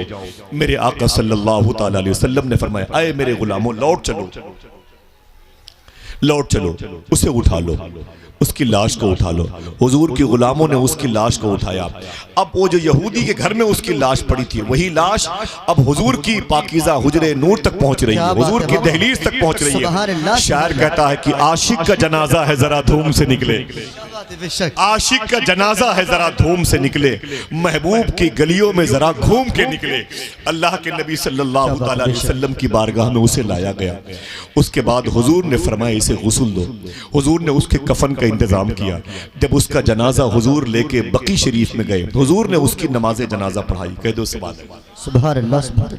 चंद मिनटों पहले उसने इस्लाम कबूल किया, दिल में हुजूर की मोहब्बत थी। जैसे मेरे आका ने उसकी तदफीन का, उसके दफन का इंतजाम शुरू किया, मालूम है गर्मी बहुत ज्यादा नहीं थी और भीड़ बहुत ज्यादा भी नहीं थी, दोनों बातें, न भीड़ बहुत ज्यादा थी न गर्मी बहुत ज्यादा थी, लेकिन अल्लाह के नबी सल्लल्लाहु अलैहि वसल्लम बार बार अपनी मुबारक उंगलियों से अपनी पेशानी से पसीने पोंछ रहे थे और हुजूर पंजों के बल चल रहे थे। गर्मी ज्यादा नहीं थी और भीड़ भी ज्यादा नहीं थी, लेकिन हुजूर पंजों के बल चल रहे थे और हुजूर बार बार अपनी पेशानी मुबारक से पसीना-ए नूर को पोंछते थे। उसकी तदफीन अमल में आई, उसे दफन कर दिया गया। जब वापस हुजूर सल्लल्लाहु अलैहि वसल्लम तशरीफ लाए अपने गुलामों के साथ अपनी मस्जिद में, तो हुजूर के एक आशिक ने एक जुमला कहा सरकार माफ़ी चाहता हूँ, एक सवाल है। मेरे आका फरमाते हैं वो क्या? जवाब हुजूर का होगा, आपकी सुभान अल्लाह की आवाज़ बुलंद होगी। हाजी नौशाद साहब किबला खुद वो और जहाँ वो आराम कर रहे हैं, अल्लाह सारे मुर्दों को इसका फैज़ अता फरमाएगा। आपकी सुभान अल्लाह की आवाज़ कब्रस्तान तक पहुँचेगी इंशाअल्लाह। अल्लाह उनकी कबूर की, उनकी अरवाह को ठंडक पहुंचाएगा। मालूम है हुजूर के आशिक ने कहा आका गर्मी इतनी ज्यादा नहीं थी, आप पसीने पहुंच रहे थे, भीड़ ज्यादा नहीं थी, आप पंजों के बल चल रहे थे। देखना कितने लोग सुभान अल्लाह फरमाते, मेरे आका खुश हो गए। मेरे आका फरमाते हैं वो जो जिसके जनाजे में अभी हमने शिरकत की है ना, वो हमसे इतनी मोहब्बत करता था कि उसके जनाजे में इतने फरिश्ते आ गए थे कि मुझ मोहम्मद को भी चलने में तकलीफ हो रही थी। सुभान अल्लाह, सुभान अल्लाह, अल्लाह अकबर, अल्लाह। नारे तकबीर, को मौत का नारे रिसालत, मसलके आला हजरत, नारे तकबीर, नारे रिसालत। कुल्लु नफ्सिन ज़ाइक़तुल मौत, हर नफ्स को मौत का मजा चखना है। लेकिन ये वो लोग हैं जिनको मौत नहीं आई है, बल्कि मौत ने इन पर कुर्बानी दी है, इन पर अपनी खुद जानिसारी का परवाना जाहिर किया है। मौत ने खुद इनके कदम चूमे हैं। क्या कहा था मेरे इमाम के मजली भाई अल्लामा हसन ने, जब तेरी याद से दुनिया से गया है कोई, जान लेने को दुल्हन बन के कज़ा आई। ये मौत नहीं है, ये तो एक दूल्हा जैसी कैफियत पैदा होती है। दुआ करो अल्लाह हमें मौत की तैयारी की तौफीक अता फरमाए। इसके बाद एक सहाबी की बात है और फिर एक हुजूर के आशिक की बात। इजाजत है दो बातें कर लूं? अपनी माँ और अपने बाप के नाम पे सुभान अल्लाह कह दो। सुभान अल्लाह, सुभान अल्लाह। फारूक भाई बगदादी साथी हैं, अल्लाह ताला ऐसों के साथ बार बार गौस पाक का दरबार दिखाए, आमीन कह दो। अभी 5-6 दिन पहले बगदाद शरीफ से आया हूँ और गौस पाक की बारगाह से आ रहा था ना फारूक भाई, तो ये शेर मुझे 2 दिन बहुत रुलाया। ये शेर, शहर बगदाद में घर अपना बनाते जाते, शहरे बगदाद में घर अपना बनाते जाते, देखते आपके दरबार को आते जाते। क्या बात है बाबा, सुभान अल्लाह। देखते आपके दरबार को आते जाते। इंदौर के शायर का एक शेर, आखिरी अलविदाई सलाम किया था, एयरपोर्ट तक मेरी आंख में आंसू थे। यही कहता था, हाथ खाली है तेरे शहर से जाते जाते, क्या बात है, हाथ खाली है तेरे शहर से जाते जाते, जान होती तो मेरी जान लुटाते जाते। क्या बात है, सुभान अल्लाह। हाथ खाली है तेरे शहर से जाते जाते, जान होती तो मेरी जान लुटाते जाते। बगदाद शरीफ जाने का इरादा करने वालों जरा हाथों को उठा के बोलो लब्बैक या गौसे आजम। आप जिस तरीके से अब सुन रहे हैं ऐसे सुनते रहे तो कभी मैं आऊंगा तो गौस पाक की बातें करूंगा इंशाअल्लाह। आएंगे इंशाअल्लाह, तब आप इंशाअल्लाह कह दें। इंशाअल्लाह आप नहीं आएंगे तो गौस पाक का फैजान आएगा इंशाअल्लाह। और आप क्यों नहीं आएंगे, जब कादरी दरबार से जुड़े हुए हैं तो क्यों नहीं आएंगे इंशाअल्लाह। हाँ, हमारे और आपके पास जो कुछ है वो सब गौस पाक का दिया हुआ है। समझ रहे हैं, कुल्लु नफ्सिन ज़ाइक़तुल, हर नफ्स को मौत का मजा चखना है। लेकिन कुछ मखसूस लोग होते हैं जिनके हम मौत नहीं मालूम होती, वो एक दूल्हे की बारात की फजा कायम करती है। बेशक इजाजत है एक बात हुजूर की हदीस, एक सहाबी की, उसके बाद एक बात इस दौर के काशिक रसूल की बयान करके मैं आपके पैरों को धो करके पी के चला जाऊंगा। इजाजत दीजिएगा। अल्लाह के नबी सल्लल्लाहु ताला अलैहि वसल्लम है, बद्र के बाद मदीने शरीफ से तकरीबन 3.5-4 किलोमीटर के फासले पर एक ज़मीन है, एक पहाड़ है जिसे ओहद कहते हैं, एक कैंपस है जिसे दयारे ओहद शरीफ कहते हैं। वो 3.5 बाई 7 किलोमीटर का एक पहाड़ है जिसके बारे में हुजूर ने फरमाया, ये पहाड़ मुझसे मोहब्बत करता है। बेशक कोई ताज्जुब की बात नहीं है कि नहीं हज़रत? ये कोई ताज्जुब की बात नहीं है कि ये पहाड़ हुजूर से मोहब्बत करता है। ताज्जुब ये है जो हुजूर ने इसके बाद कहा, मेरे आका फरमाते और मैं भी इससे मोहब्बत करता हूँ। सुभान अल्लाह, सुभान अल्लाह। ये बड़े ताज्जुब की बात है जिलानी भाई। मेरे आका के मोहब्बत के गम में, इश्क में डूबने वाला ये जबल ओहद, अल्लाह सबको ज़ियारत की तौफीक अता फरमाए, आमीन। इसी के दामन में एक जंग हुई थी जिसको जंग ओहद शरीफ कहते हैं, जिसमें तकरीबन हुजूर के 70 गुलामों की शहादत वाक़ई हुई थी। सिर्फ एक की बात करूंगा, उसके बाद एक आखिरी बात है। बच्चे खामोश रहें, फिर बोल रहा हूँ, बच्चों को खामोश रखें जी। माँ बहनों से गुजारिश है, जरा सा तवज्जो रखें बच्चों पर, ठीक है। मेरे आका सल्लल्लाहु ताला अलैहि वसल्लम बैठे हुए थे, दुश्मनों की फौज सामने तैयार थी, जंग होने वाली थी। मेरे आका ने फरमाया कि आप लोग दाएं तरफ वालों इधर चले जाना, इधर से अटैक करना, बाएं तरफ वालों इधर से हमला करना, बीच की जो फौज है वो दरमियान से हमला करेगी। फिर फरमाया हुजूर ने, ऐसा है कि तकरीबन 50 लोग जबले रूमा की पहाड़ी पे चले जाएं अब्दुल्ला इब्न जबीर की क़यादत में। फिर मेरे आका फरमाते हैं, तुम 50 लोग जख्मियों को पानी पिलाना और तुम 50 लोग तीर और तलवार जिनको जख्मी कर दे उन्हें उठा करके जख्मी कैंप में ले आना, और तुम इतने लोग नारे लगाना ताकि मुजाहिदीन के हौसले आगे बढ़ते रहे। फिर मेरे आका ने जुमला कहा, ये बताओ मेरे इस खेमे के सामने मेरे इस कपड़े के हुजरे के सामने कौन चौकीदार बनेगा। क्या बात है, वाह वाह बेशक। मैंने सबकी जगह मुतय्यन फिक्स कर दी है। अब ये बताओ कि यहां पर कौन खड़ा होगा। एक सबसे दुबले पतले हुजूर के सहाबी थे, सबसे पतले दुबले सहाबी थे, उनका नाम था हजरत जियाद। फिर कहता हूं उनका नाम था हजरत जियाद। सुभान अल्लाह, सुभान एक मतलब ये नाम आप ले, बच्चे बोले जोर से, हजरत जियाद, उनका नाम था हजरत जियाद। जब हुजूर ने फरमाया कि मेरे कमरे के सामने मेरी चौकीदारी कौन करेगा, तो जनाब जियाद खड़े हो गए। क्या बात है, सुभान अल्लाह, सुभान अल्लाह। सबसे पहले जनाब जियाद खड़े हो गए। तो जब जनाब जियाद खड़े हो गए, बिल्कुल पतले दुबले थे, हुजूर ने उन्हें देखा, मुस्कुराए। मेरे आका फरमाते जियाद तुम बैठ जाओ। जनाब जियाद बैठ गए। फिर फरमाते हुजूर तुम जख्मियों को पानी पिलाना, तुम तीर पहुंचाना, तुम तलवार पहुंचाना, तुम टूटी तलवारों को खींच लेना, जख्मियों को पानी पिलाना, तुम नारे लगाना, तुम ताकत व कुव्वत जिस्म के अंदर पैदा हो अशार पढ़ना। फिर फरमाते मेरे आका मेरे खेमे के सामने कौन पहरेदारी करेगा। अभी जैसे हुजूर ने यह कहा था, फिर जनाब जियाद खड़े हो गए। क्या बात है, सुभान अल्लाह। फिर जनाब जियाद खड़े हो गए। जब जनाब जियाद खड़े हो गए तो किस फरमाया, हुजूर ने जनाब जियाद को देखे, जियाद बैठ जाओ। जनाब जियाद बैठ गए। तो किसी ने कहा कि ये क्या करते हो तुम, बार बार खड़े हो रहे हो जियाद, तुम्हें पता है कि तुम हुजूर की दहलीज पर चौकीदारी करोगे, दुश्मनों के हमले सबसे ज्यादा यहीं पर होंगे, पता है तुम्हें, तुम बार बार खड़े हो जा रहे हो। ये ताकत व कुव्वत की जगह है, यहाँ बड़े मुजाहिद और बड़े कवि किस्म के लोगों की जरूरत है। जनाब जियाद रो करके कहा आप चुप रहिए, हमें पता है जंग हम ताकत की बुनियाद पर नहीं, हुजूर की मोहब्बत की बुनियाद पर सुभान अल्लाह, सुभान अल्लाह।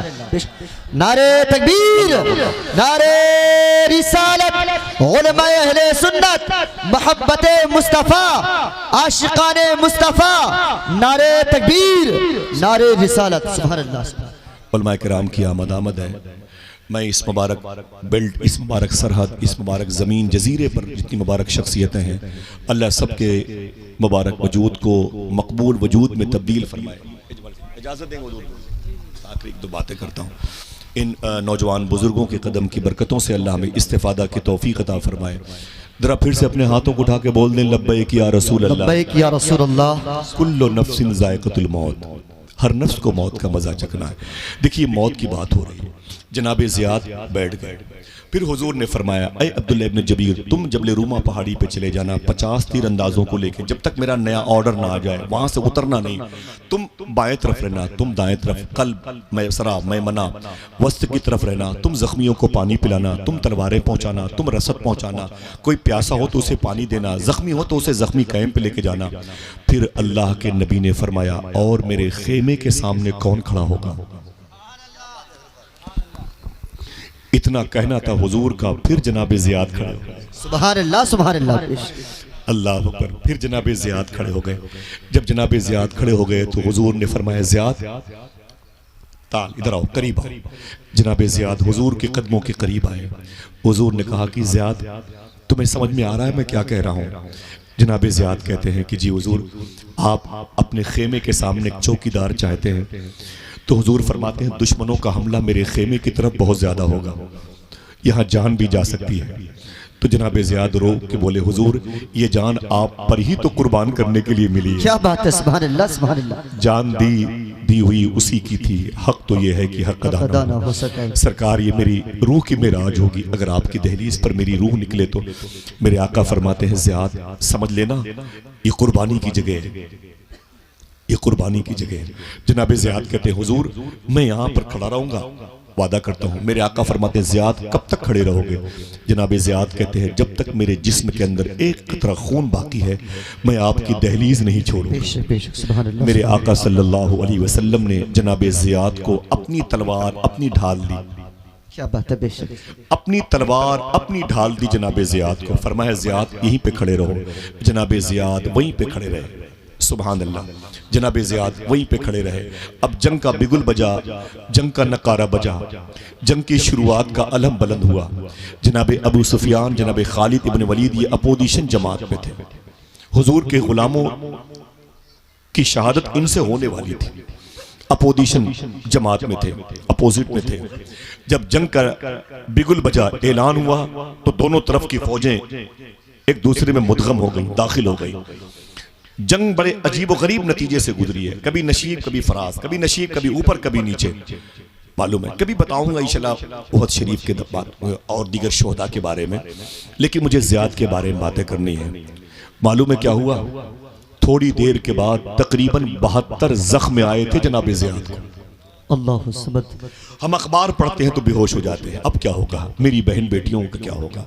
तैयारी नहीं करते हैं, रोते हैं, अफसोस करते हैं। अल्लाह उसके रसूल के होते हुए हम टेंशन में आ जाते हैं, अब क्या होगा, अब क्या होगा। अल्लाह अकबर। मालूम है जनाब ज़ियाद को 72 जख्म आए थे। कितने? 72। ये जख्म तलवारों से आए थे। जब तक बर्दाश्त करते रहे, बर्दाश्त करते रहे। जब बर्दाश्त न हुआ तो आपने चीख करके एक नारा लगाया, या मोहम्मदा, या मोहम्मदा, या मोहम्मदा, या रसूल अल्लाह, या रसूल अल्लाह, या रसूल अल्लाह कह के ज़मीन पर गिर पड़े जनाब ज़ियाद। जब ज़मीन पर गिर पड़े ना, तो वो टीम आ गई जो जख्मियों को उठा करके लेके जाती है। वो टीम आ गई, लोगों ने उठाया जनाब ज़ियाद को और पकड़ा और उठा के टांग के लेके जाने लगे ना। रास्ते में जनाब ज़ियाद ने आंखें खोल दी। जनाब ज़ियाद ने कहा, आप हमें कहाँ लेके जा रहे हैं?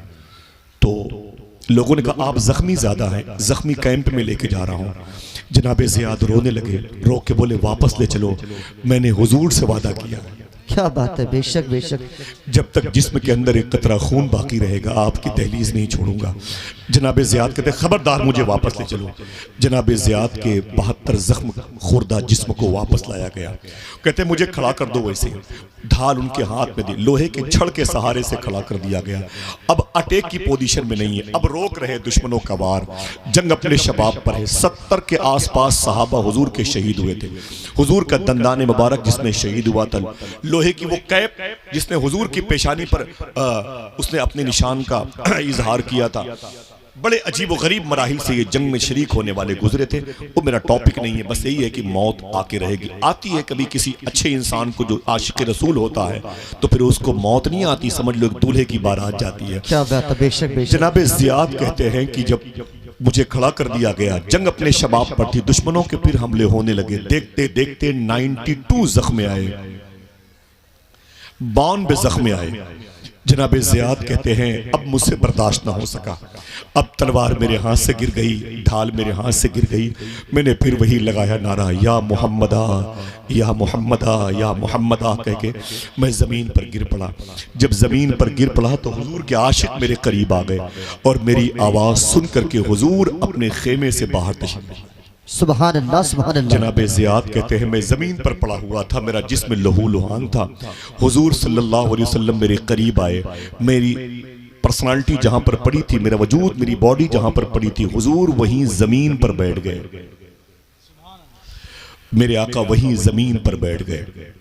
ज़मीन पर बैठने के बाद मेरे आका ने, जनाब ज़ियाद कहते हैं, हुजूर ने अपने मुबारक हाथों से मेरा सर उठाया और अपनी मुबारक रान पे रख लिया। अल्लाह, सुभान अल्लाह, सुभान अल्लाह। जरा मोहब्बत से कह दो सुभान अल्लाह। जरा सोचो, आला हजरत की बारगाह में एक साहब मदीने शरीफ से आके बैठे थे। एक साहब ने कहा कि हुजूर अभी ये 2 दिन पहले मदीने शरीफ से आए हैं। खड़े हो गए आला हजरत, खड़े होकर के आपने उनका पाँव चूम लिया। क्या बात है। तो वो हाजी साहब बोले, ना ना हुजूर ये क्या कर रहे हैं आप, मैं कुल 2 दिन मदीने शरीफ में था, बस कुल 2 दिन मदीने शरीफ में था, आप मेरा पाँव चूम रहे हैं। रो के बोले आला हजरत, मियाँ हुजूर के शहर में 2 मिनट भी बहुत होता है। क्या बात है, बेशक। क्या बात है, बेशक। 2 मिनट भी बहुत होता है। जरा सोचो कि जिस शहर में हुजूर के कदम आए, उस शहर की मिट्टी का एहतराम करने का हुक्म दिया। एक हाजी आते हैं तो उलमा अपनी टोपी उनके तलवे से लगाते, इनके पैरों में मदीने की मिट्टी लगी होगी, समझ रहे? तो जरा सोचो कि जिसकी वजह से यसरब मदीना बना, उसकी रान जिसे सोने के लिए मिल जाए। अल्लामा हसन बरेलवी फरमाते हैं, गर वक्त अजल सर तेरी चौखट पे धरा हो, क्या बात है, वाह। जितनी हो कज़ा एक ही सजदे में अदा हो। सुभान अल्लाह, सुभान अल्लाह अल्लाह। अकबर। मेरे आका सल्लल्लाहु अलैहि वसल्लम ने अपने गुलाम के सर को उठाया, अपनी मुबारक रान मुबारक पे रखा। अब जनाब ज़ियाद ने हुजूर के जिस्म मुबारक के पसीने की खुशबू महसूस की। क्या बात है, वाह वाह। तवज्जो है। बेशक। अपनी माँ की मग़फ़िरत के लिए बोले सुभान अल्लाह। सुभान अल्लाह। जनाब ज़ियाद कहते हैं मुझे ठंडक महसूस हुई कि हुजूर करीब में, तो मैंने अपनी पलकें खोली जो जख्मी थी।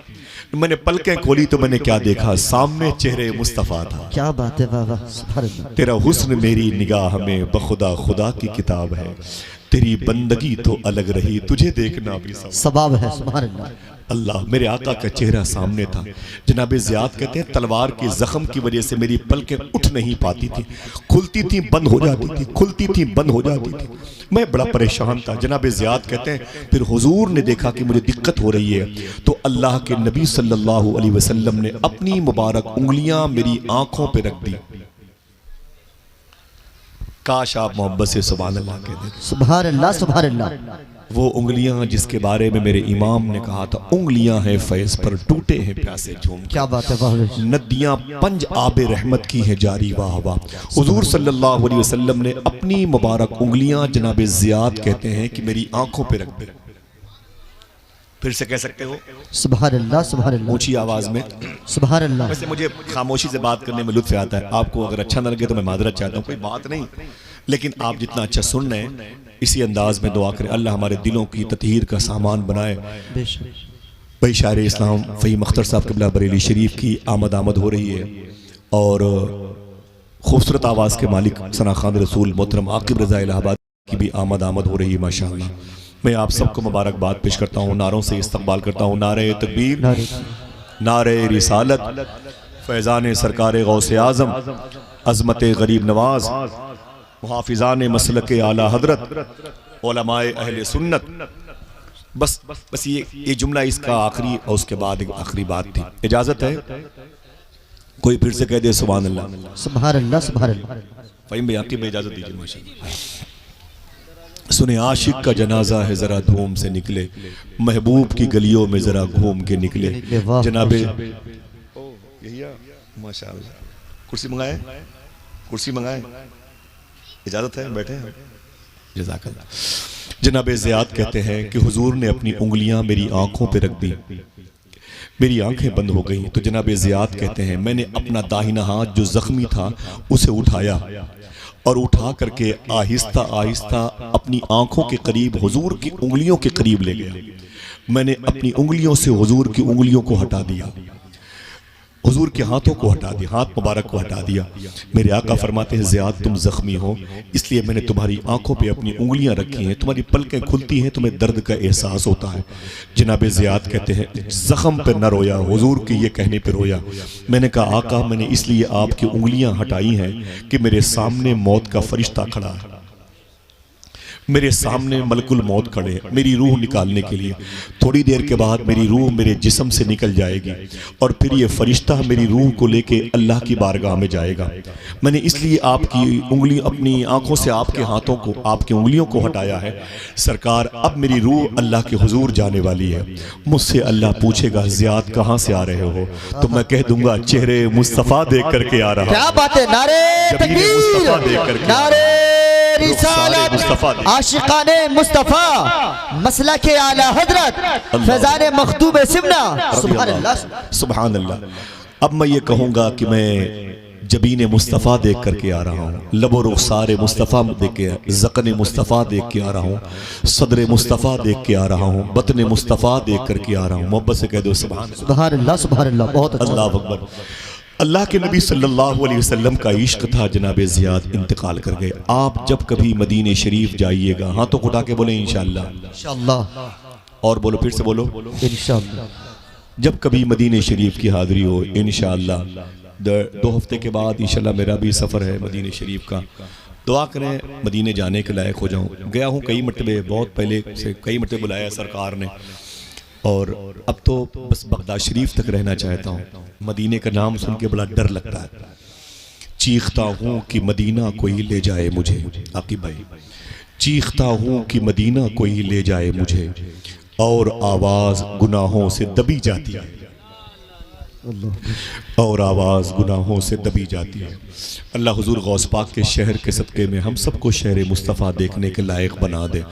आप जब कभी मदीने शरीफ जाइएगा तो ओहद शरीफ में लेटने वाले, मदीने शरीफ के नाजिम, मदीने शरीफ के गवर्नर, हुजूर के चचा अम्मे मुहतरम रसूल अनाम सल्लल्लाहु अलैहि वसल्लम जनाब सय्यदुश शुहदा की बारगाह में ज़रूर जाइएगा।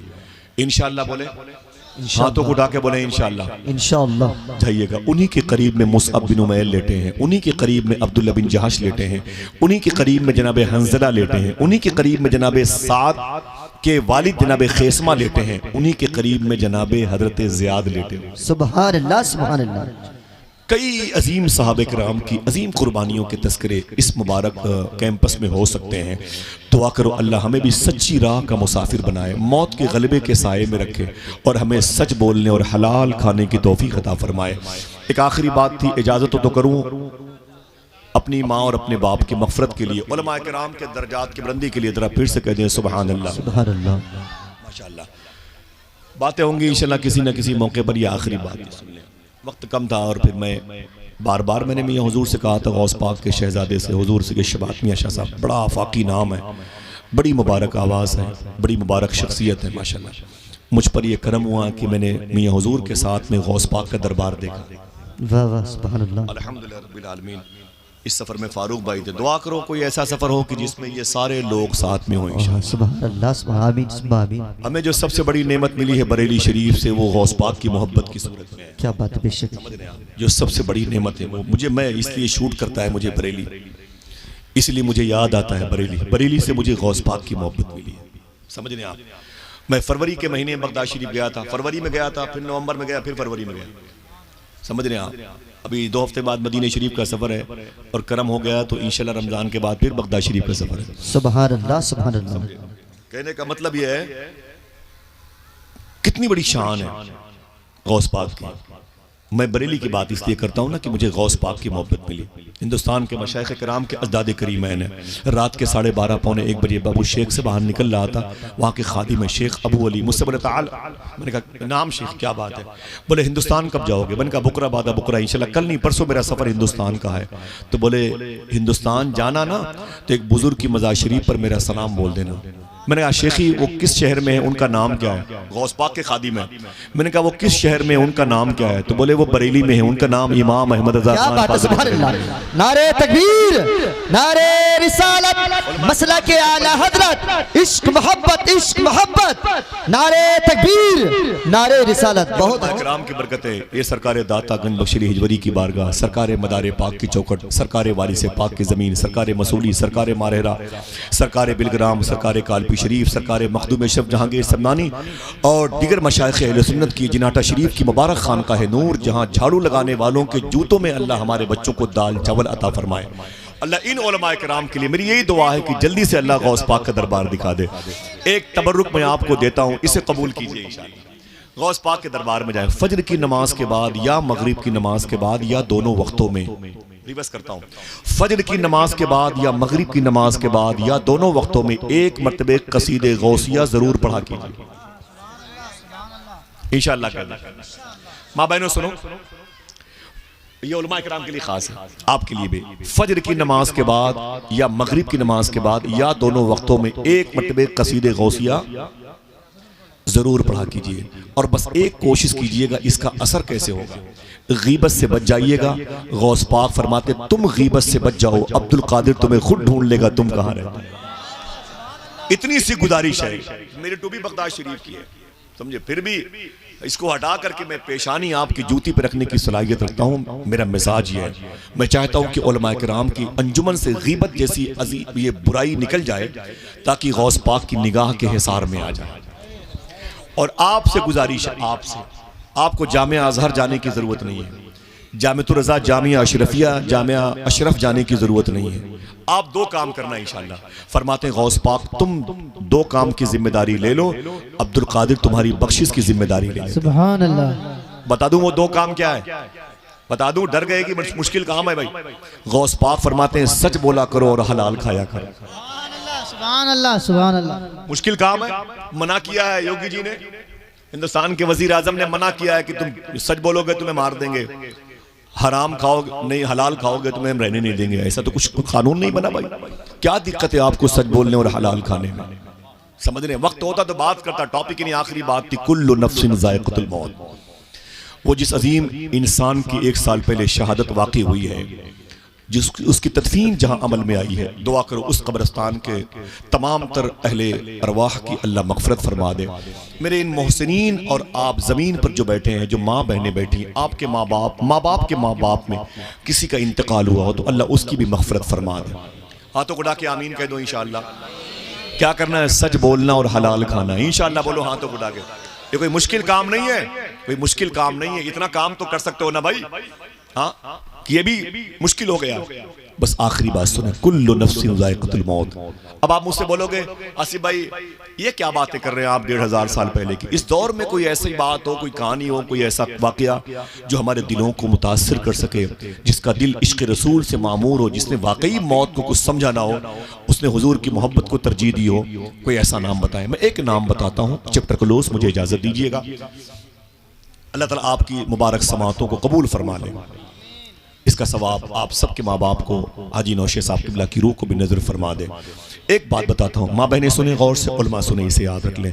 देखिए मौत आती है और अगर कोई मौत से मोहब्बत, मौत की तैयारी, मौत से मिलने की ललक उसके दिल में पहले से पाई जाती है तो फिर मौत मौत नहीं होती है। यही ज़मीन हिंदुस्तान की है। वाक़या 100 साल पहले का है। गैर मुनक़सिम, बगैर बटा हुआ हिंदुस्तान। लाहौर भी हिंदुस्तान में, कराची भी हिंदुस्तान में, साहिवाल भी हिंदुस्तान में, पाकपट्टन भी हिंदुस्तान में, गोदरा शरीफ भी हिंदुस्तान में, मुल्तान भी हिंदुस्तान में, इस्लामाबाद भी इसी हिंदुस्तान में। गैर मुनक़सिम हिंदुस्तान में लाहौर दातागंज बख्शी हिजवरी की ज़मीन, अल्लाह अकबर। इसी ज़मीन में एक दिन एक शख्स कहता है, बड़ा गरीब इंसान, मैं अपने दोस्तों के साथ शहर के चौराहे पे निकला तो मैंने क्या देखा, एक बड़ी भीड़ है जो एक ही तरफ जा रही है। मैंने लोगों से पूछा कि ये भीड़ इधर क्यों जा रही है। लोगों ने पूछा कि कुछ माह पहले एक जालिम शख्स ने अल्लाह के नबी सल्लल्लाहु अलैहि वसल्लम को गालियां दी हैं, हुजूर की हुर्मत को पामाल किया है, हुजूर के दामने तक़द्दुस पर कीचड़ उठा ले हैं। आज उस जालिम की पेशी होने वाली है, आज वो इस कोर्ट में लाया जाएगा, इसीलिए सारी भीड़ उसी केस की समाअत के लिए जा रही है। रोने लगा वो शख्स। उसने कहा ताज्जुब है कि ये गुस्ताखी उसने कब की। कहा तकरीबन 2-2.5-3 महीना पहले। उसने कहा 2-2.5-3 महीने से इस जमीन पर वो जिंदा कैसे है? अल्लाह। और अगर वो जिंदा है तो फिर मैं जिंदा कैसे? क्या बात है बेशक। समझ रहे हैं? अगर वो जिंदा है तो फिर मैं जिंदा कैसे हूँ? कहा उसकी पेशी है, वो आ रहा है। लोगों ने कहा ब्रिटिश गवर्नमेंट का दौर था, वो हुजूर का आशिक जिसका नाम था इल्मुद्दीन। क्या बात है बेशक। कोई उसके नाम पे सुभान अल्लाह कह दे। सुभान अल्लाह। जब तक मैं न कहूं आप बोलिएगा नहीं। अच्छा कहीं नेकियां ज्यादा न मिल जाए। हाँ आपको तो अच्छी बातों पे सुभान अल्लाह कहना चाहिए। अल्लाह अकबर। उसका नाम था इल्मुद्दीन। ऊंची बोले इल्मुद्दीन। क्या नाम था? और आवाज बुलंद कर, क्या नाम था? इल्मुद्दीन नाम था। वो घर चला गया, एक चाकू लिया, अपने कपड़ों में छुपा के रखा और चाकू लेकर के वो उस कोर्ट में दाखिल हुआ। एक कुर्सी पर बैठ गया। जैसे उस जालिम तौहीन रिसालत का मुर्तकिब जो था उसकी पेशी हुई, वो कैटेगरी के अंदर आया ना, वैसे ही इल्मुद्दीन अचानक अपनी कुर्सी पे खड़ा हो गया। टेबल पे पहुंचा, फिर दूसरे टेबल पे उछल करके उसके करीब पहुंचा, चाकू निकाल करके उसका सर उसके जिस्म से अलग कर दिया। अल्लाह, क्या बात है। वाह, अल्लाह अकबर। ब्रिटिश गवर्नमेंट का दौर था, पुलिस हंगामा, कोर्ट में कत्ल। बाप रे बाप, बहुत बड़ा हंगामा हुआ, अफरा तफरी मच गई। इल्मुद्दीन को गिरफ्तार कर लिया गया। इल्मुद्दीन को गिरफ्तार किया गया तो किसी ने कहा कि तुमने क्यों मारा? कहा देर में मारा है। क्या बात है। बेशक बेशक। दर्द इस बात का है कि इतने दिनों तक ये जिंदा कैसे था? जिसने हुजूर की तौहीन की है वो इस जमीन पे नहीं रह सकता। इल्मुद्दीन को कैद कर लिया गया। तारीख पे तारीख पढ़ती चली गई, यकीन था उसे फांसी हो जाएगी। इल्मुद्दीन के मोहल्ले के बच्चे जो यहाँ खेल रहे हैं ना, इतनी उम्रों के बच्चे इल्मुद्दीन के मोहल्ले में, गाँव में, शहर में चंदा करने लगे। वो एक दामन फैला करके चंदा करते थे। ऐ लोगों, इल्मुद्दीन की रिहाई के लिए वकील को पैसे देने हैं, कुछ पैसे हो तो दे दीजिए। क्या बात है बेशक। गाजी इल्मुद्दीन के नाम पर चंदा करते करते बच्चे उसके दरवाजे पर आ गए। गाजी इल्मुद्दीन की बीवी घर से बाहर निकल आई रोते हुए, आप क्या कर रहे हैं मेरे बच्चों? तो बच्चों ने कहा कि मम्मा आपके शौहर की रिहाई के लिए पैसे इकट्ठा कर रहा हूँ। रोने लगी गाजी की बीवी, अपने कान की बाली निकाल करके उसमें डाल दी। सुभान अल्लाह, सुभान अल्लाह। मेरी बहन सुन, तू भी तो एक बहन है। और मेरे भाई आप सुने, आप भी तो एक इंसान है, आशिक और मोमिन होने का दावा करते हैं। गाजी इल्मुद्दीन की बीवी ने कान की बालियां उस थैले में डाल दी, उस कशकोल में डाल दी और बोले अल्लाह आपको सलामत रखे बच्चों, तुमने मेरे सुहाग को सलामत रखने की ठान ली है, तुम मेरे सर के ताज को जेल से बाहर निकलते हुए देखना चाहते हो, अल्लाह तुम्हारे घरों को सलामत रखे। अचानक गाजी इल्मुद्दीन की माँ पीछे से आ गई, बोली ये क्या हो रहा है बेटी? कहा कुछ नहीं अम्मी जान, ये बच्चे मेरे शौहर की रिहाई चाहते हैं, ये बच्चे मेरे शौहर को कैद से रिहा करना चाहते हैं, इसलिए चंदा कर रहे हैं, मैंने कान की बाली दे दी है। गाजी इल्मुद्दीन की माँ ने कहा ऐ मेरी बहू बेटी, बाली वापस ले ले, ऐ मेरे बच्चों पैसे जहाँ जहाँ से लिए मुझे वापस कर दो, मैंने खुद अपने बेटे को इसी दिन के लिए पाल रखा था। क्या बात है, सुभान अल्लाह सुभान अल्लाह, अल्लाह बेशक, सुभान अल्लाह। मैंने अपने बेटे को इसी दिन के लिए पाल रखा था। अल्लाह अकबर। अब्दुल रऊफ अमरोहवी ने एक शेर कहा था, रऊफ उनकी गुलामी में, अब अक्सर सोचता हूं मैं कहीं वो ये न कह दें हम तुझे आजाद करते हैं। अल्लाह अकबर अल्लाह अकबर। औरत कहती है मेरी बेटी चल अंदर चल सुन। तो उसकी बीवी ने कहा अम्मी जान मेरे शौहर को फांसी हो जाएगी, मेरा शौहर मारा जाएगा। तो गाजी इल्मुद्दीन की बीवी से उसकी माँ ने कहा ऐ मेरी बेटी कोई बात नहीं, शहीद होने दे अपने शौहर को, मेरे बेटे को। मैदान मैशर में जब तेरे शौहर को मेरे बेटे को बुलाया जाएगा तो ये कह के मुझे बुलाया जाएगा कि अब वो आ जाए जिसने गाजी इल्मुद्दीन को पैदा किया। क्या बात है बाबा। अब वो औरत आ रही है जिसने गाजी इल्मुद्दीन को जना है, अब वो औरत आ रही है जिसने जो गाजी इल्मुद्दीन की बीवी है।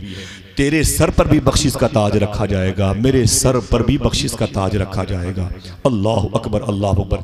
मुअद्दब तरीके से खड़े हो जाएं और बहुत ही अदब और एहतराम के साथ, बड़ी खामोशी के साथ, बहुत ही मुनकिसुल मिजाज और ज़मीनी सिफत का मालिक, तुराबी सोच रखने वाला लहजा, सरकार गौसे आज़म का शहजादा, एक जिलानी ख़ानदान से जिसका ताल्लुक़ एक नूरी व क़ल्बी व रूही व जिस्मी है, बड़े अदब और एहतराम। नारे तकबीर, नारे रिसालत, उलमाए अहले सुन्नत सैयद शाहबाद मियां साहब टिबला, सैयद शाहबाद मियां साहब टिबला, नारे तकबीर, नारे रिसालत, उलमाए अहले सुन्नत, मसलके आला हजरत, इश्क मोहब्बत इश्क मोहब्बत इश्क मोहब्बत इश्क मोहब्बत, फैजान आला हजरत, फैजान मखदूम सिमना, नारे तकबीर, नारे रिसालत, उलमाए अहले सुन्नत।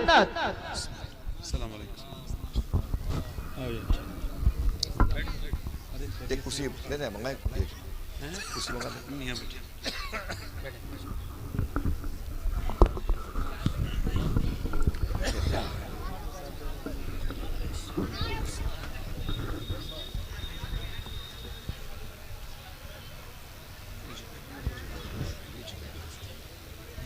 देख बात कर, बंद कर दे।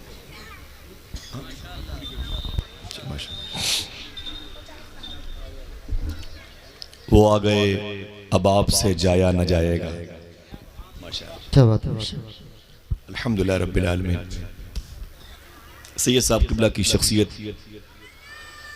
जिसने न जाने कितने गुम करदा लोगों को खुद शख्सियतों के पर्दे में मुक़य्यद कर दिया है।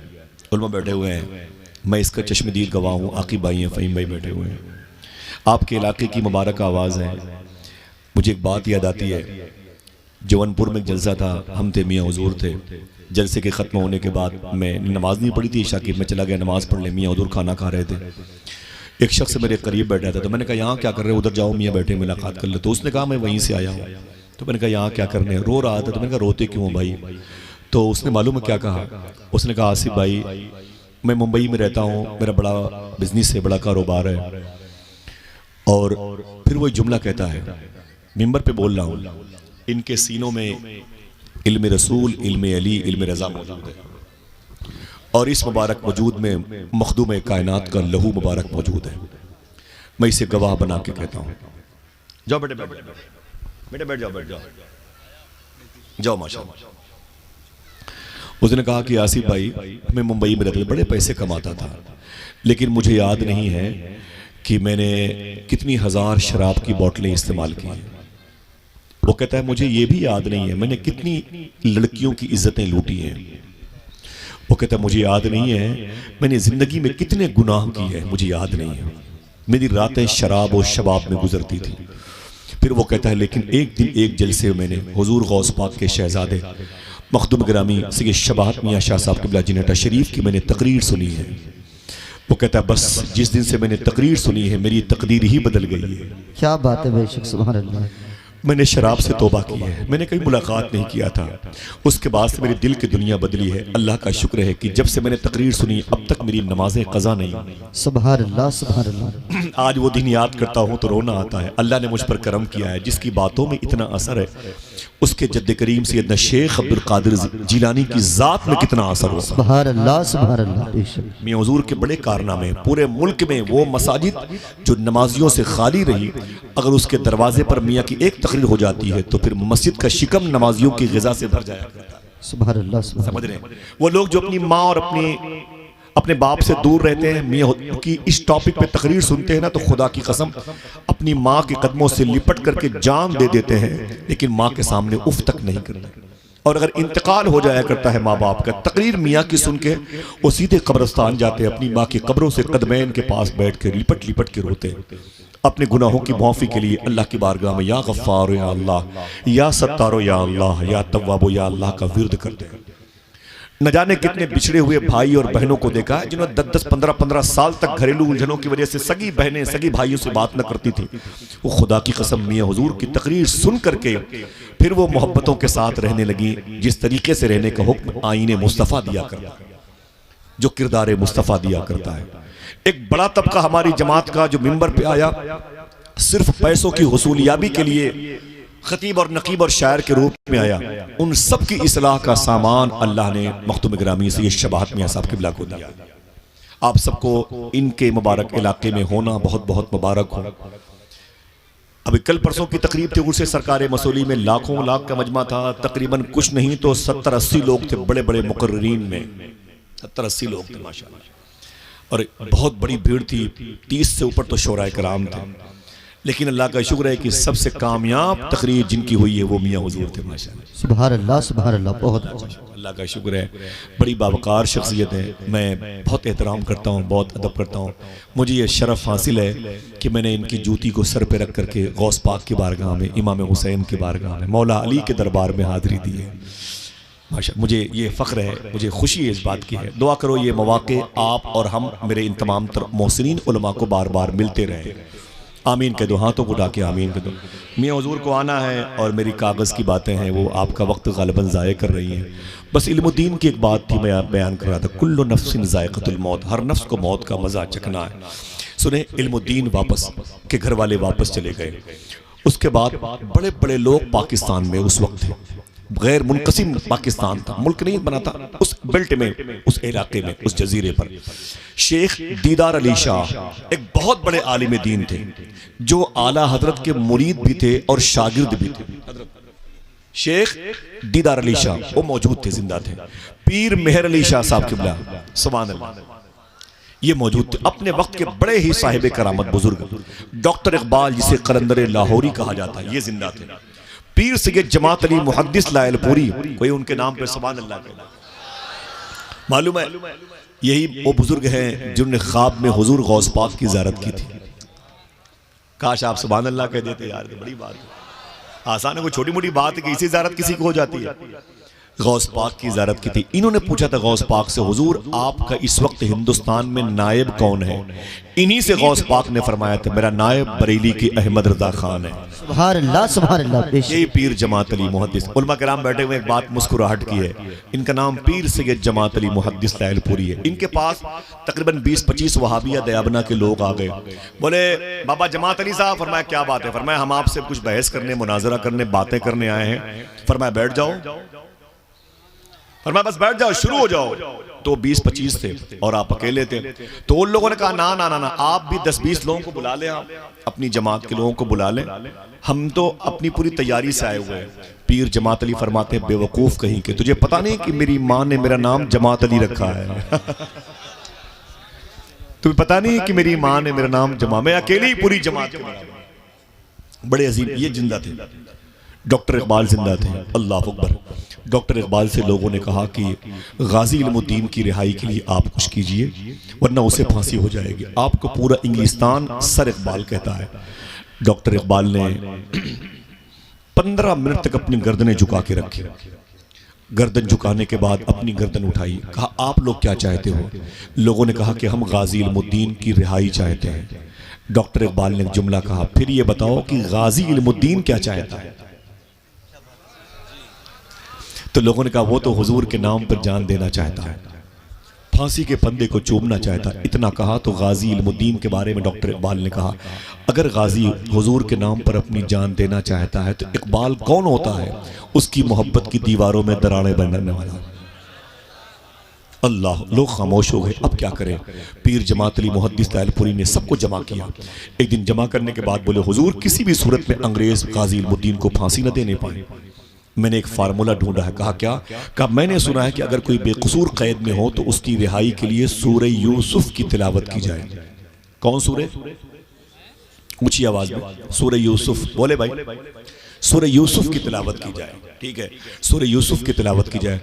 अगर आप सब मुझे इजाजत दें, पीर जमात अली फरमाते हैं, मैं टॉप क्लास का हाफिज कुरान हूं, एक बैठक में पूरा कुरान पढ़ता हूं। अगर इजाजत दें तो मैं रोजाना जाकर के गाजी इल्मुद्दीन की जेल में सूरह यूसुफ पढ़ा करूं। सबने कहा कोई बात नहीं, एप्लीकेशन दे दें। एप्लीकेशन मंजूर हो गई। पहले दिन पीर जमात अली ये सोच के गए गाजी इल्मुद्दीन की जेल में कि इसे कुरान पढ़ना नहीं आता, इबली फिल्म सिखरी के इल्म नहीं है, इसको बड़ी सीन छोटी सीन का फर्क नहीं है, इसे कुछ पता नहीं है, कुरान पढ़ने का इल्म नहीं है। मैं इसे सूरह यूसुफ रोज पढ़ के सुनाऊंगा ताकि रिहा हो जाए। जैसे गाजी इल्मुद्दीन ने देखा, खड़ा हो गया। उसने कहा हुजूर आप क्यों तशरीफ लाए हैं? तो पीर जमात अली फरमाते हैं कि मैं रोजाना आऊंगा, सूरह यूसुफ की तिलावत करूंगा और उसके बाद तेरी रिहाई होगी इंशाल्लाह सूरह यूसुफ की तिलावत में।